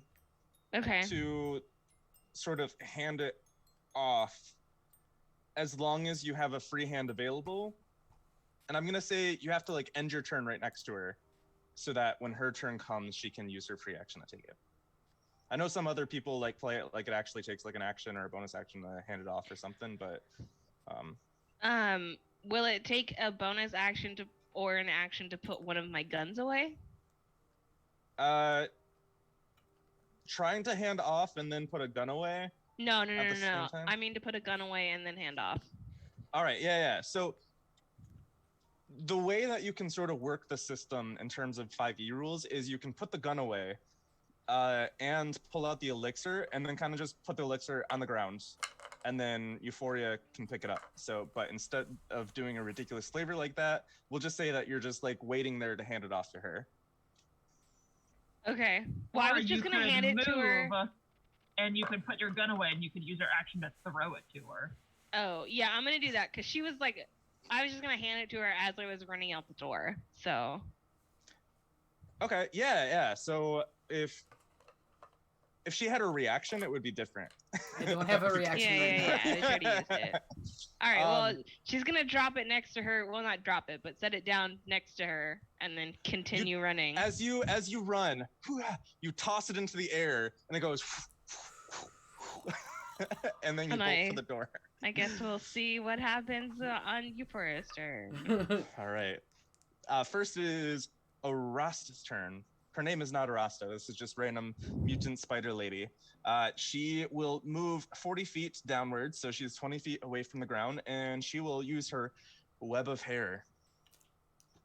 And in a 30-foot cube centered on her, or like next to her, she kind of gets to put it wherever. It sort of starts to encompass this entire area as the hair starts wrapping around. And I need everyone to make a DC 21 dexterity saving throw, except Spooky Wagon.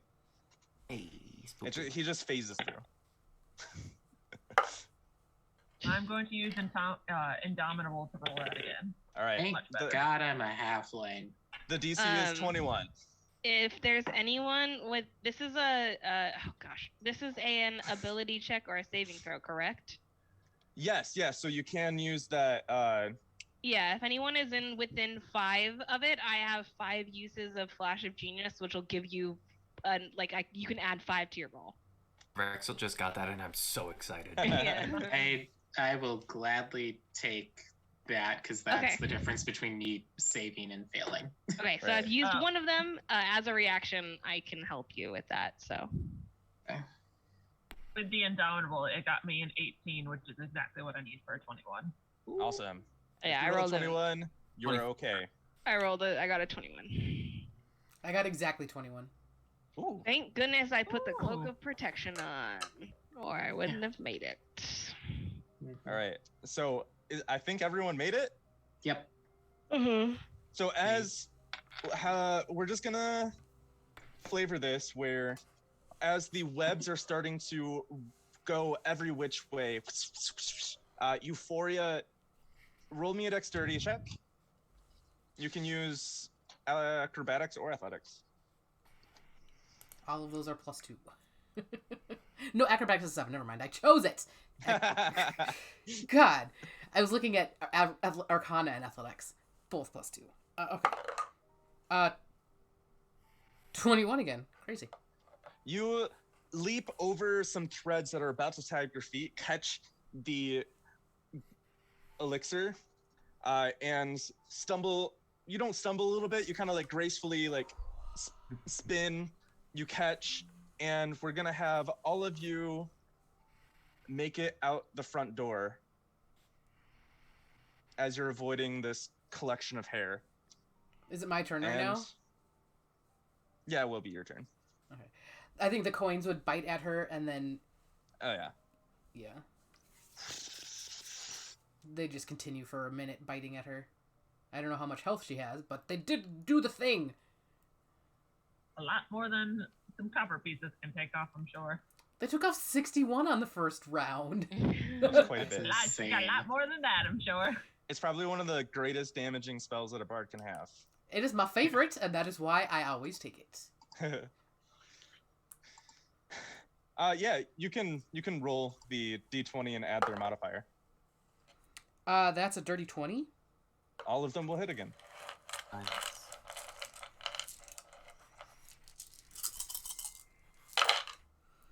3, 7, 9, 13, 17, 21, 22, 24, 28, 31 plus 40 is 71 damage.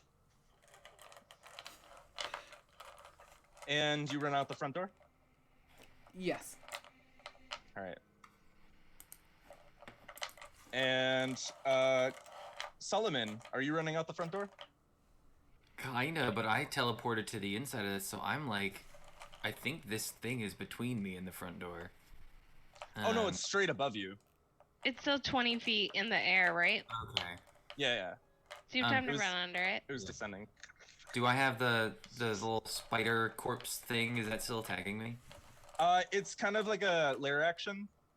Ah, okay. It's So not. it's not gonna do Cool. opportunity attack. It didn't on the others. Cool. In that case, yeah, but we'll make it. We'll make it cool, and I'm gonna expend a psionic energy die to throw a dagger, Oh yeah, soul knife, I forgot. teleport with it, and I teleport 50 feet out the door. So the knife hits like the outside of the door, and then all of a sudden just and you grab it after a blurry flash of teleportation, and a spooky wagon floats through the window. I say. And Perrin, are you? Kabuki's already running out the door. Perrin, I think you're already on the way. Yeah, I have 25 feet of movement, so I only got like partway to the door. So as I'm running out, I'm firing 3 more Eldritch Blasts out All right. at or behind me. As flavor, Kabuki would stay sword drawn just to make sure everyone gets out and that nothing is Right. trailing them. 12 on the first, which will miss. That's another 1. This dice is cursed, but I'm no. lucky. That's a 25 to hit, Yes. and then a 18 to hit. Yes. No. 19 AC. Damn. Okay. So that's just 1. But that is 11 points of force damage. All right. So you run out the front door, and as everyone makes their escape, the door slams shut behind you, and you see Trumbly's spider corpse hit the window repeatedly before slinking back into the darkness. Gross. I hate this That- place. Everyone roll me a sanity saving throw. DC 15. Natural 1. Oh no! Oh, You will lose 3 points. That's a 9 plus a 1 since my mod dropped. I got a natural 20. Can I Natural get 20? sanity back? You will get 1 sanity point back. Woo. Kabuki, you'll just lose 1 sanity point. I think I'm Well, cool. still in the same. So I go from 12 to 11. I got a 23, so I'm fine. I got a 22. You're fine. I was gonna ask, halflings get brave, which is advantage against being frightened. I don't think they're the same thing, but No. okay, cool. Just wanted to confirm. And Mercury will probably be like, Maybe save that elixir for later. What does it do? I caught it, but I don't actually. Did you say what Well, it did? it'll heal you a little bit, which is great. But it'll also give you a little bit. It'll make you a little bit more resilient and bold. So you'll, in game terms, have a +1 to your AC for 10 minutes. So don't drink it yet. Okay, I will hold. I will hold on to this and I stick it in one of her. She's got like just random pockets everywhere. I just like the image of this cute little fairy who's just like da, da, da, da, da. And then she has like this pistol, just like a shotgun over her back. I was like, she's laden with guns. She's got 2 revolvers and a rifle and a shotgun. It's that trope where like when you go to a club and they're like, okay, give me your weapons, and then you pull out all your weapons and you're like, Yeah. and then you like pull out like 5 And then more. she remembers that there's a dagger in the bag of holding, Yeah. and like she can technically cast spells with all of her like tools. So then she's pulling out like alchemist supplies and glow blower tools, and she's like, "What?" All right. And then when we get out, before the, how's everyone doing? Do we need any healing? I can pick up some a little bit. I'm going to do myself as well. And she like puts her hand and casts cure, first level cure wounds, and gets a whopping 5 points back. Good job, The church- D8. Bell tolls in the distance and tolls 11 times.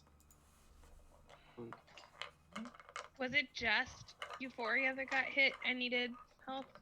I also got hit, but I'm at 90. Do you want So- anything? Do you want any? I can fix the wounds a little bit if you would like. Sure. I don't think that's the final fight we'll be in today, but That is 7 whole points back for you. I will take it. I have a feeling that 12 o'clock is going to be bad. Maybe we hurry. Perhaps you could fly.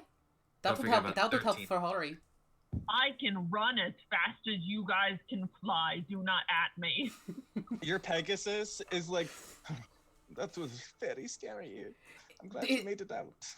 I am too. It was the Tremblay's body was and oh my gosh, it was so gross. It's good thing you could Oh, not no. come in the door. Stop. I do not need to hear more. I love how his accent changed over break. I miss him already. But let's go. Hori, Yes, let's- Sonny, we can leave now. We don't need to work. Let's go. As you begin speeding down the Yeah, I have street, a move speed of 50 feet, so. of course, carefully keeping an eye on things. Just to keep yes. up, I'm gonna take out the Perrin takes out a little figurine of an onyx dog and sets it on the ground, and it turns into a mastiff that he gives a couple of chin scratches to, and then he hops on the back just to keep up with What's everybody his name? else. His name is Noir. Noir. Oh. I Perfect. think for Mercury is the like setting. flying along beside, like, and pets him a little bit. Hmm. Also, she'll pet the dog, and then she's gonna go up to Euphoria and hand her a treat that she made before she went to bed yesterday. And you get an extra 5. Oh wait, just kidding. Those are temporary hit points. Ugh, gosh, I have to read more. It is One something, moment. Yeah. Yeah, but it was just 5, and I was like, that's helpful. Never mind, you don't get any treats Oh No treats next for time you. though. no, that's fine. Okay. As you're running down the street, following the burning direction of Kabuki, you get to a point where there's a little community area with like seats and a little park and some benches, and leaning against a statue, rocking back and forth, you see a man who is just holding his legs, shaking, his hair is ragged. Potentially looks like one of those homeless folks that come up out of the levees from under the bridges when storms are about to come, and when you get closer you start to see that blood has been splattered over his dirty clothes, and he's missing an eye and an ear on one side as if something had ripped away. and he's just I'll- rocking back and forth. Stop 30 feet away and yell, friend or foe? And Euphoria will also yell, "Hello, who are you? Are you okay? Do you need help?"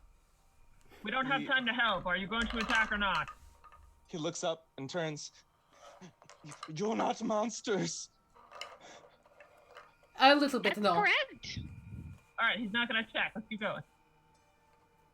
I can Well, end your maybe- suffering if you want, though. Maybe he knows something. Friend, do you I know don't what think- is? Do you know what is going on? What is going on here? No idea. Okay, keep well. going. He knows something. Is what it got So- your face? Is that coming back still, or do we need to keep away from it, or are you okay? I think I lost it. My friends, my family, devoured. Time for this. It's just another distraction by the town. We have to keep moving. Or maybe he got stuck here the same that we did.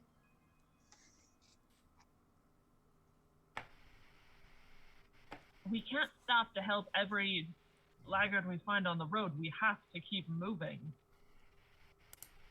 Okay, this is fine. We will keep moving. I'm just gonna go up to him and using my loot cast protection from evil and good on him, and then we will continue on.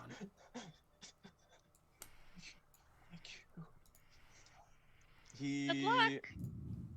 seems not comforted, but he just stays there, and you continue down the street. Sorry, we are as we're running by him. I'm like, sorry, we are trying to fix this whole thing.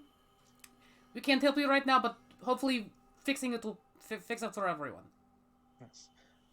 So as you head straight down this street, this burning signal starts to turn a little bit, as if it's now diagonal from your position, so the street's would take you away from it. So you gotta find a route to start going more towards the center of the city. So you take a turn, and you begin to maneuver your way through. And you come to a point where something feels off. And I need everyone to roll me a perception check. With my 21 passive, do I still need to roll? Ooh, crit. No. 27. Ooh. 15. 11. For those of you who rolled over a 15, you begin to hear the breaking of glass behind you in the opposite direction of where you're coming from. And the breaking of glass, the crumbling of structures, and when you look behind you, you see that massive, writhing flesh slug that takes up the entire street, moving in your direction.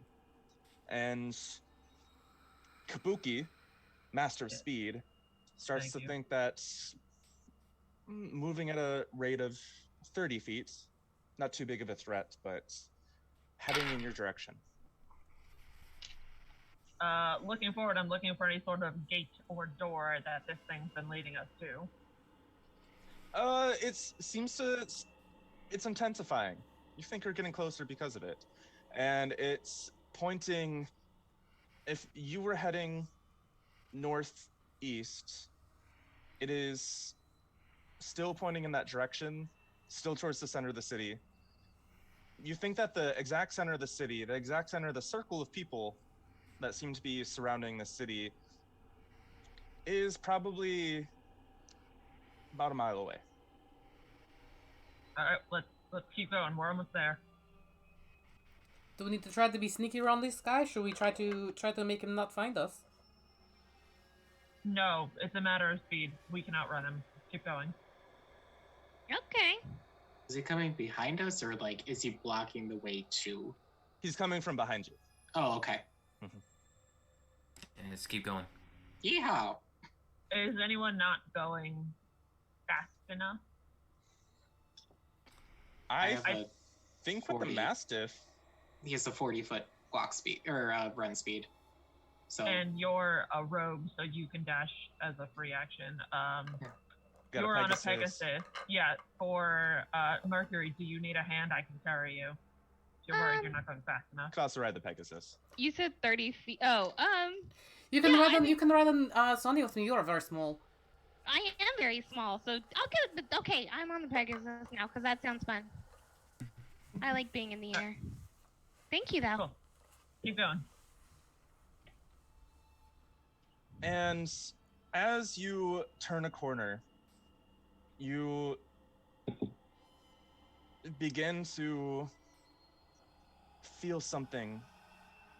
Everyone who is on the ground begins to feel something underneath. And as you look down, you're realizing that shadowy hands are reaching up, grabbing at your feet, trying to pull you away, slow you down, trying to prevent your movement towards wherever you're heading. If you are running or have a creature that's running on the ground, I do need you to make a dexterity saving throw, just in case. 21. You're good. use the Mastiff stat Yes. for dexterity. Okay. 15. That's fine. And Kabuki? 19. You're all good. They're trying to pull you, and you look to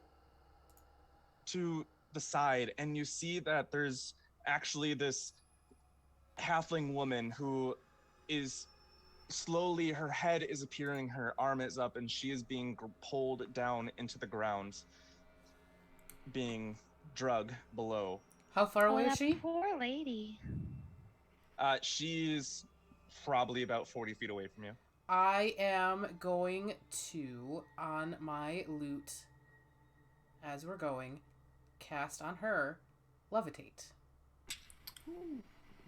And she starts to rise up.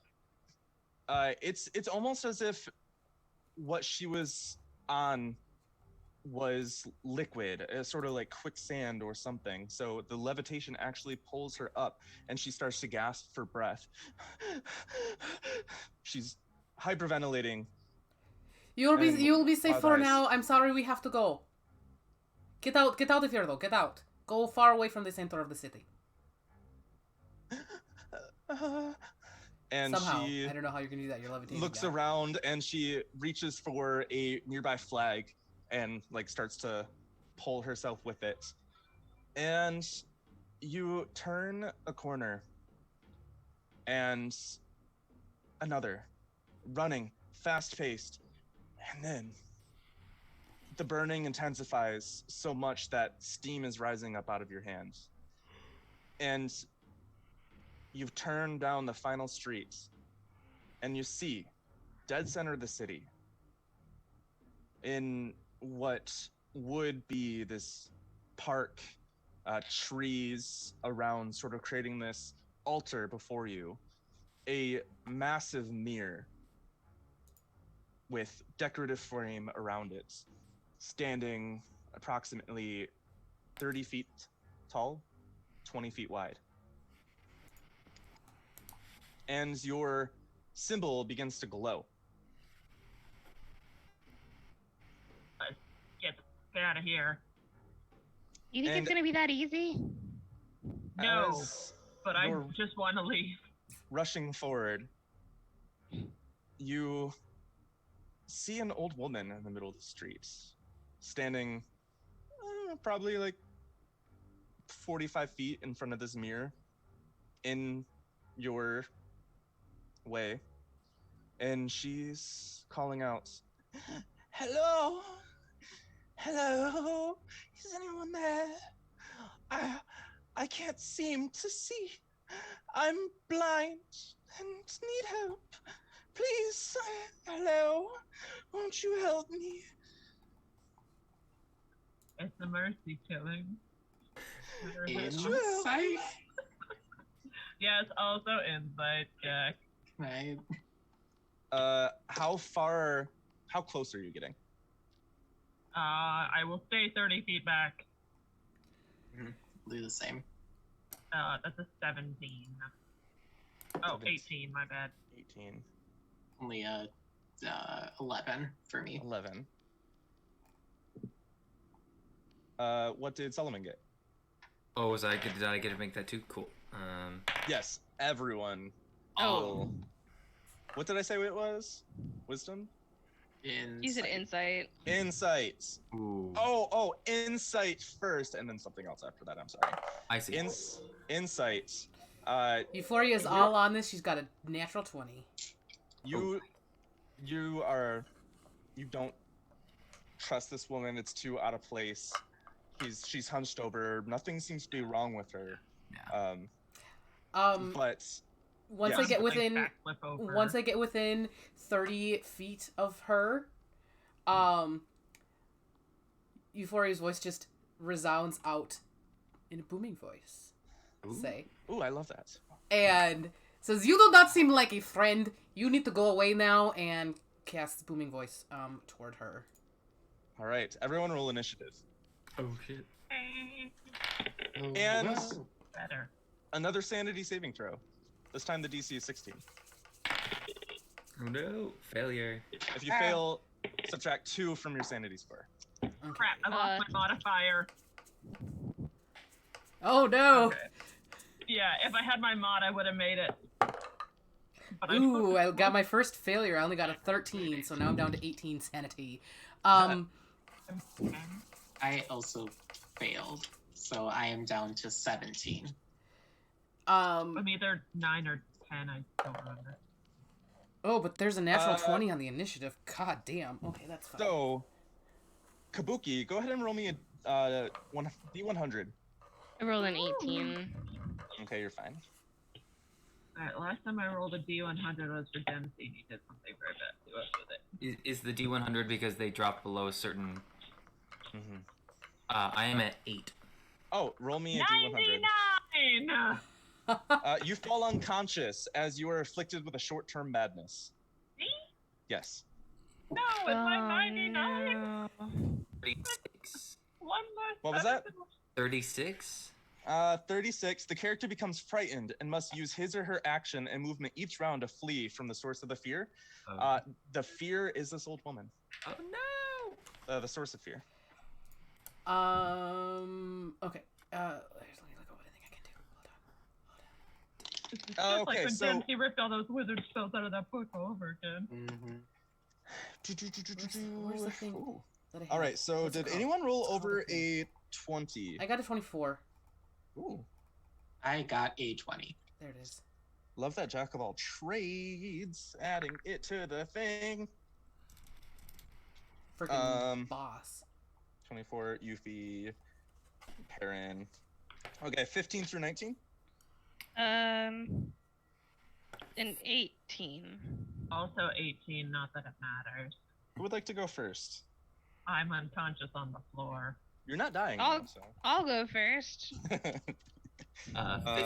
15 here. Merc. Kabuki. And you said 15? Yeah. Solo. All right. Let's make this quick. All of you know that you are starting to realize that you have to get to this mirror, maybe pass through it, do something to it. You don't know. But you have to get past this old woman first. She is approximately 30 feet ahead of you, because that's how far Euphoria said you got. And before we start, she looks up and she has eyes. And as her hood falls down, you see dozens of eyes float up around her and start spinning around. Less progress. A lot of eyes. Did the booming And I voice need go yours. off before And, or after initiative? it will. So she does this, and then booming voice. She will. Oh yeah, she has advantage.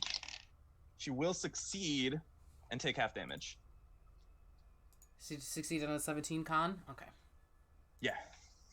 She rolled Don't 17 on the forget you die. have that sweet elixir, Euphoria.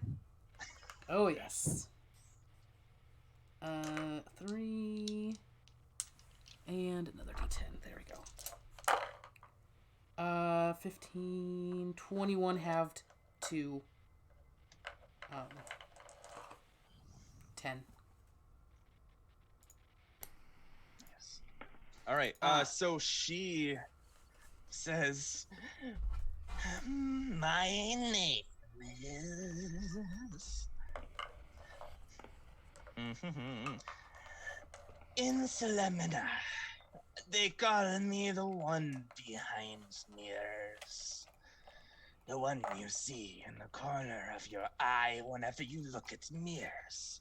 Yes, I know I actually stole this character from Eberron, but I'm never looking in a mirror again.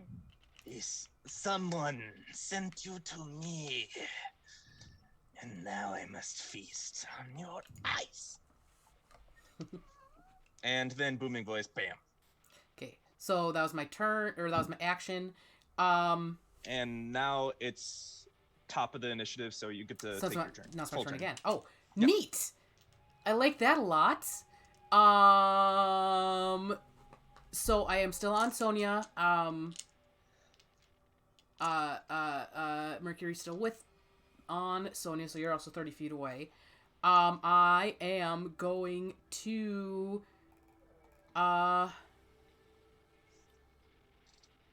action is going to be, I have too much shit, guys. I have too much. Yeah. I have too much Same. things. I have too much things. Level 13. We're not level 6 anymore. No, I am Let me put on my going spooky to. face. What does that one do? Spooky, spooky, spooky. Just eating your mask. Just, Rah, rah, rah. Uh, I'm so spooky. I just want to cast a 7th level spell because I can.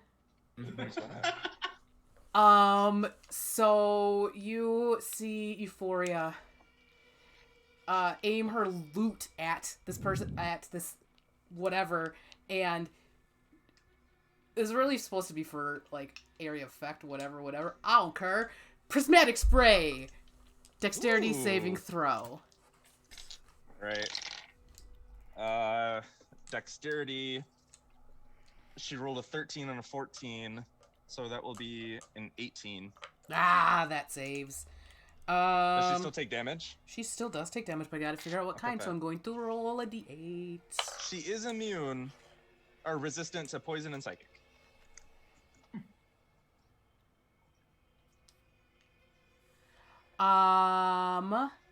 That is a 5.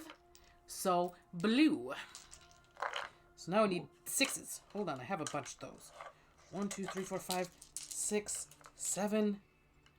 I mean, she's cool, 8. except I don't like all of those eyes. No, they're Not not. into it. They're not great. I don't like it either. Okay. Not into those crown of eyes. ooh, the dress is pretty though. Except, you think I could make something cool with it? The eyes? Yes.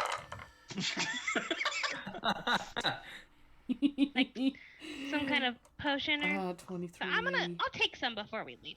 By the way, the Yeah. order is Got some eyes. Yuffie, Perrin, Merc, Kabuki, Solomon, and then her. 31 cold damage halved to 15 as my action.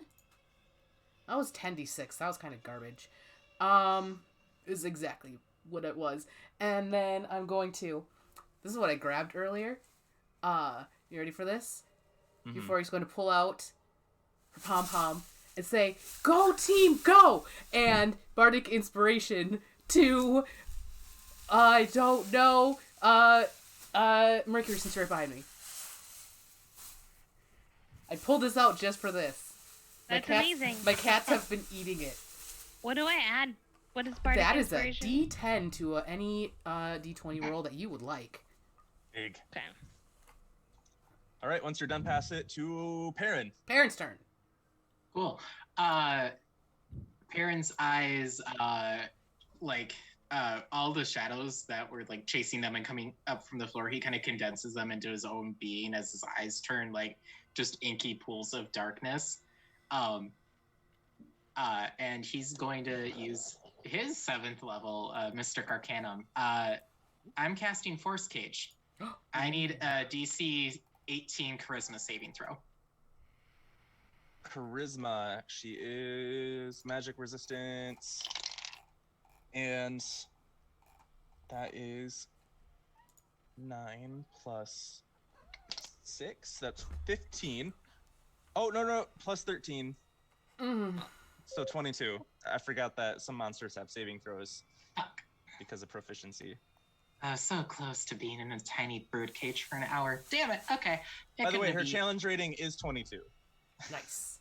We will beat her. It's fine. I'm gonna ride forward 10 feet, so I'm within 30 feet to cast Hexblade's Curse on her. All right. As the Perrin takes out the great sword that he's just holding that as he's riding in on Noir. As you do that, and get closer, she says, Fuck you. and then she uses her Implant Fear, legendary action. So I need you to make a DC 22 Wisdom saving throw. Is this against being frightened? It is. Perfect. I get advantage on those. Brave little Perrin. That one's cocked. 24. Nice. And it is save or suck. So you Sucks. resist the fear that she is trying to implant in you as one of her eyes looks at you and actually floats or shoots right into your forehead. It opens up and you're like, no, and then it pops out. The inky blackness that was in his eyes takes over that one and just Yeah. like kind of runs down in goo down his face. Yeah, it just completely disintegrates it. Yeah, and I'll run forward up to her just so I'm all up in her business. All up in a business. All right, Since I have so a 40-foot speed with Noir. once you're done, it is Mercury's turn. Okay. Bardic Inspiration, you can choose to use it after you roll.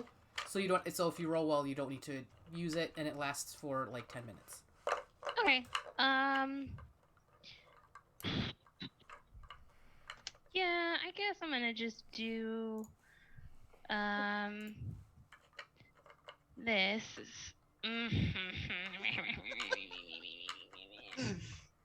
You're doing wonderfully. There's just so much to do. This is why I don't play spellcasters. Oh no, Yuri, why is your room freezing? It is like 40 degrees in here, guys. It is so gosh darn cold. Oh, jeez. That New England weather.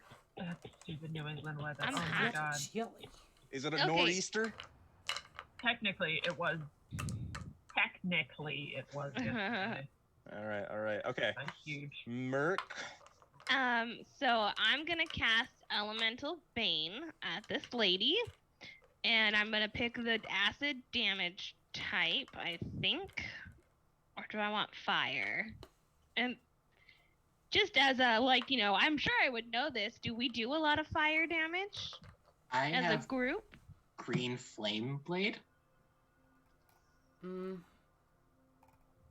Because I kind of can do both. So Do whatever's good for you. I just have the green flame blade. okay, well then we're gonna go with fire. Constitution saving throw Yeah. has a +5. 19. That's dumb. Just beats it. You do this, and she actually, an eye gets in the way, and the eye absorbs the magic, and then she eats it. I don't like that. I don't think there's anything I can do. Once you are done, it will be Kabuki's turn. So I can still attack with my other hand, right? Or do I have That to? was your action. Yeah, but can I bonus action to weapon fighting, or do you have to actually? Okay, you have to make an attack action. Got it. Just wanted to make sure. Yeah, I guess that's all I'm doing. All right. Once you are done, Kabuki, I will need you to make me a wisdom saving throw. Sure. I'm bad at those. 1. Oh, that's You do what I not was wake gonna up. do. Oh, no. Technically. Oh, what were you gonna do, Merc? Plus Oh, 7. well, 8. seeing her unconscious, like, do I know that is she, like, down health points unconscious? Or, like, She did not lose any hit points. You just think that she passed out. like, trying to heal her probably wouldn't help. Healing might not. You're unsure. But you could also just try to kick her. Well, I mean, I don't want to kick her, but I will, Wait, you're in the air. well, I'm, like, not that far in I'm not, like, high up or anything. I mean, nobody wastes their turn helping me. Go Well, do your own. yeah, shit. I mean, I already did. I was gonna just Like healing that word time I on was you because stuck I have under a the. chandelier and people are like, whatever. I got you up. I healed you. You healed me. Nobody got the chandelier off me. I'm not very strong, so I didn't think it was a good idea. Chandelier. All right, well then never mind. I'm not gonna do anything. Don't worry, you're fine. All right, so I'm gonna after die Kabuki, here. it's up to Solomon. So I'm frightened, right? But you also mentioned something about having to run away. Is You that do have to use your movement speed to run in the opposing direction. okay?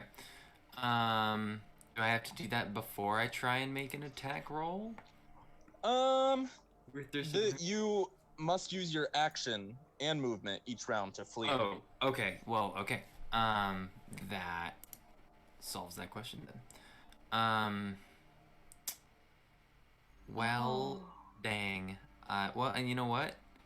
Since I'm a rogue, I assume that in the flavor of as this is intended, I double dash, and then use my movement. Yeah, Get I the run. fuck out of there. I run. It was basically 3 times your speed. Yeah. That's how far you I run 90 feet away. I'll be back. go. There Go he ahead and make goes. a sanity saving throw to see if this sort of ends on you. -1, 15.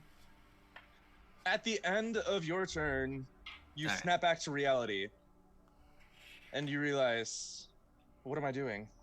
Well, I'm far away, so that works at least. And at the end of your turn, Perrin, you said that you were right next to her, right?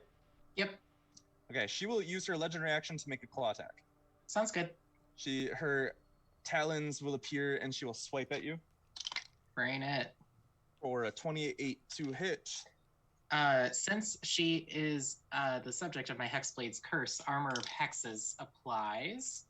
Alright. So I get to roll a d6, and if it's a 4 or higher, it misses, regardless of what she rolls. Ooh. It is a 2. Oh. Oh, Yeah. but wait. Oh. Does this count as an ability check or saving throw? I don't think so. I think it's just it's a 50-50 shot. All right, well. So 11. It didn't work. You will take 18 points of slashing damage as she slices right into you with her claws. Cool. And then Ow. now it's her turn. Ow. She will look at. She will look at Mercury. And she will say, "Bend to my reality." And she uses her Psyche Reconstruction Ray as an eye flies at you and then flashes in front of you. DC 22 Wisdom saving throw. Is this a spell? It is not a spell, it is an effect. Say DC 22. Yes. Yeah, well, that's not going anywhere. That's only a 10. Even if I was gonna add my 5 to it. All right. It's not... Aren't you bardically inspired? Oh, yeah. You could use it. You need to roll a 7 or higher Wait. though on a 10. Well, DC 22, you rolled a 10, Plus 5. right? Plus 5. yeah, I have a 10. Two, Oh, yeah. yeah, I have a 10. And then, oh no, I used the bard dice and I got a 5. And then if I were to add my other 5, I would still be at. 20. All right. 20. You will take 9d10 psychic damage. Jesus. 10, 20, It's been fun, Mercury. You can join me on the ground. 38, 40, 49, 52, 59. 62 points of psychic damage. 90, 10. Ooh. Eh, Ow. Are you still up? yeah. Okay. And then 2 claw attacks against Perrin. He gets Whoa. to make 2 claws and 1 eye ray. So do you still get to use that feature? I believe it's a. I just gotta remember. It's a reaction, so no. All right. I, for one, am irate. Bad. I love it. Irate, 'cause Thank you. there's so many eyes. Like, Thank you. You get She used an irate. inspiration. Take an inspiration. Aw, Yeah, so that made me sweet. laugh. Is this the first inspiration on Dungeon Pop I ever? think It is. Yeah. Oh my god. I'm All right. honored. So a 32 will hit yeah, well. for 13 slashing, and then second claw attack. That is only a 23. The DM 7, Yeah. 10, 17 slashing damage. Cool. Ow. And then it's Yuffie's turn. Yay! Okay. Yuffie is going to be like, okay, the coins worked really well in the last time, so let's try that one more time. This time I will have you roll the same way. Okie dokie. Oh, that is a 10 and not a 20. Oop. Okay. Haha, 19 on the dice plus 8 is a 27 to hit. All of them will hit. Yes! 6, 7, 8, 9, 8 fours. Okay. 1, 4, 5, 8, 10, 13, 15, 17, 19, 59 points of damage. Nice. And can I inspire Kabuki on the ground? You may. Because there's a save, try to- right? That she. Hey. Yes. Yeah. It's a wisdom save. Okay. So yeah, the pom would come out and be like, Kabuki, wake up, wake up. You start hearing this in your mind in your dazed sleep. At the end of your Cool. turn, she will use Thank a you. legendary action and expend all 3 actions to use Ren's reality. So all creatures within 10 feet, Perrin, needs to make a DC 22 Constitution saving throw. What? As reality starts to bend around you, and you seem to be fragmented like one of those weird paintings with the melting clocks. How's the con on that little halfling boy, Wyatt? How's the what? How's your con? It's +3 to the saving good. throw. So a 19 or a 20. It's 19, yeah. it's a 10% chance. There you go. Yeah. Like them odds. That's only a 6. Oh no. Oh. Are I'm you assuming Total? Noir. Yeah. Oh. So that means that you will take 16 points of force damage, and you gain 1 level of exhaustion. So that Ooh. means all ability checks are at disadvantage. Correct. Okay. I think that's under. Is that under HP stuff? It's under conditions. Uh, Oh, thank you. And then it's Perrin's turn.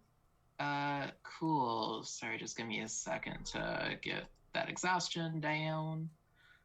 What does that mean? Okay. Yeah, so I have a disadvantage on ability checks. Okay. God, I hope this works. Oh man. So I'm assuming if both of us, if it's every creature within 10 feet got hit by that, Noir is out. Mastiffs do not have a ton of hit points. So it's just me. Perrin is going to condense all of his all of the shadows around him again into the blade. As a bonus action, he's going to use Banishing Smite. Ooh. As an action, he's going to do Green Flame Blade. So those two together, I get to attack twice since I have that invocation. And since the fun feat I got to take was Great Weapon Master, I'm going to take the -5 penalty to hopefully do an extra 10 damage. Throwing all of it into it. Yeah, because fuck her. Open your door, I'll turn on the stove. That is very smart, actually. I love it. That's what you gotta do when it's 40 degrees in your room. I've had to do that before. Not in my room. That's cocked. God. Please. That's it. Natural 20. Yay! You will hit. And Okay. add everything together, then double it. Modifiers and all. Okay, well, I'm gonna take a minute. What's And the that saving bitch. throw? So it isn't for Banishing Smite, it's not a saving throw, it's that if the attack reduces the target to 50 hit points or fewer, I banish it.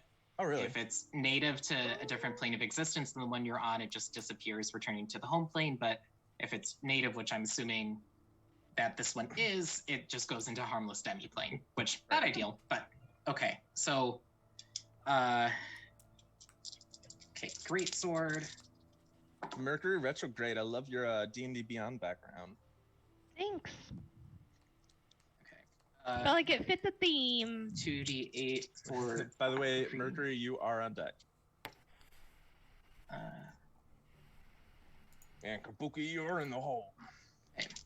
So it's 2d6 for great sword damage, 2d8 for green flame blade, 5d10 for the banishing smite. So that's 15, 20, 29. I get a plus 10 from Great Weapon Master.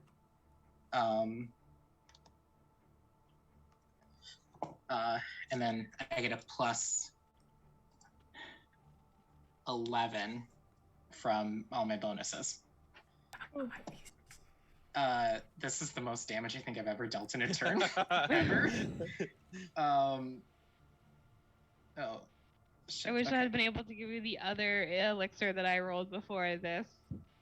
Okay, so Oh, I keep on forgetting to take that. before doubled, that is 55, so doubled is to 110. All right, are you gonna say some cool line to go with it? No, he's just pissed. He's like, his eyes are like, he's like chanting in Latin as his like eyes are going like, oh, He's sorry, chanting not, in halfling. Yeah, excuse you. I know what I said. No, he's It's chanting in Latin halfling. halfling. Inky darkness swirls around your blade, pouring from your eyes, and the amount of rage and hate and spite that you have empowers your blade as it alights with green flames that mix with the shadows. And you take the blade back and you shove it through the center of her chest. And she starts screaming, and then she starts shrinking into a little ball and pops out of existence. You just hear in the background Wendella, Euphoria going. I'm completely out of everything. You just hear her go, Rick 'em, rack 'em, rock 'em, rake, stick that sword into that snake or spider.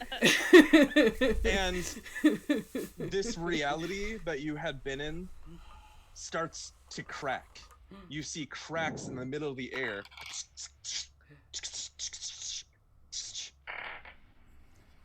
and the giant mirror in front of you stands.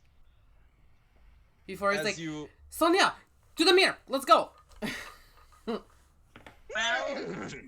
I rolled to see if I could stand up with my DM inspiration. I got a 4 and a 5. Oh, no. no. Kabuki is on the ground. Perrin will run over to her and like just try and like start Sonya. the process of like trying to get Kabuki. It's just all vaudeville. Just Sonya flies, and you hit the glass and bounce off. Before you is not your reflection, but the city on the other side. Do we need... Oh, no! We need... do we need to break hooves the on mirror? glass. Do we need to break the mirror? What about the tattoo with Kabuki? I'm trying to wake Kabuki up. Kabuki wakes up as you stir 220 her. pounds of pure muscle. Yeah. it's Kabuki like, wakes up as you shake her. Nope, that one was a 6. No, you wake up Nope, that one once was you're a 1. shaken. No, you wake up. That's a 13 plus 3. Okay, you wake up. Yeah. We did it. You wake up and your tattoo is burning. Kabuki, the mirror is stuck. You might need to touch it with your thingy. Wait, give me a second. Can I I'm gonna identify throw the up mirror? a little and then I'll be back. That's okay. I'll hold your hair. You hold a pearl up and you start looking at the mirror. Yeah, it's an interdimensional mirror, all right. Alright, getting up. Alright, I get up and I run over to the mirror. I'm gonna like punch it with my sigil hand. As you punch it, it hits the glass. And at first nothing happens, but as your tattoo flashes, the same glow of the tattoo starts to spread through the mirror and starts cracking it. And Alright, who's seen it- Solomon? breaks open and wind begins rushing and pulls everyone who's by it through. Euphoria, Solomon. Sonia. Never found Solomon! Is Solomon, in the throw your shadows. dagger at me. Master Solomon, I do say it is time. Unless you wish to remain, you could become the lord of this domain, and we could rule for eternity. Leave Spooky Wagons behind. Spooky Wiggins is the big bad. This domain needs a mad mind. A mad, brilliant mind. You control it, and that could be yours. Oh no. Oh no. That's the wisdom saving throw. And you all rush through the mirror as you see Solomon cackling behind you as shadows start spreading out from him. No! He owes You me know- 20 gold! I didn't call that. None of I us didn't think did. it would be Solomon. I guess the ghost should have been a Oh, sign. my The ghost friends should've are been our ghosts. first two. No, but that doesn't actually have to happen unless Jacob wants it to happen. I'm okay with that. And you all Listen. make it through, and you just appear in the center of the town, overcast skies, people just moving all around. Just people stop and look at you. You just appeared out of nowhere, and a little girl runs up to you. Hey, are you okay? No. No, everything. That's where we're gonna end. This was terrible. Oh my gosh. Wait, do I still have my tattoo? Is it still on me? Yeah. Dun, dun, dun. Dav, you lied to But- me. I didn't have to use the dead things. I made we them though. Watch this. Watch this. Are you guys We ready? spent a lot of time Wait. in the inn and here we go. tavern at the beginning. I'm Then there trying would be to more get you time for people to things. move through one shots quicker, and everyone's all like, let's stay around. And like, Look, we gotta move. I get that it's a one shot, but I like exploring. If this was one of Are you those ready for one this? shots where we could like have a part 2 and part 3, blah blah blah. Yeah. Since it was just a Halloween and I just wanted to like throw fucked up shit at you. It worked. I'm You really did it. sad that our good friend is dead and the other one has decided to be the ruler of Big the Dark mirror Lord. dimension. I know, we've got So- terrible luck with boys. Um, Oh, 2 out of and 3 she of them. wasn't native to this plane because Oh. this iteration she is an archfey that was Oh. lord that of this. would explain. Dread domain. Yeah. Are you guys ready for this? Bam! Yeah. That's what What we could have been. Who's dying first? Or are we all dead at the same time? Yes. Oh, we're all dead. That's so Oh. great, though. Hey! Well, actually, I'm the only one that gets a dead over me because that would have been cool. I didn't put if- one over you because I didn't realize that was a thing that Meg, could happen. if that eye blast that she hit you with reduced you to 0 hit points, you would have instantly turned into a spectator under her control. Ooh. which is like a baby beholder. Oh. Baby beholder in the deep blue sea. That is all of our mental states right now.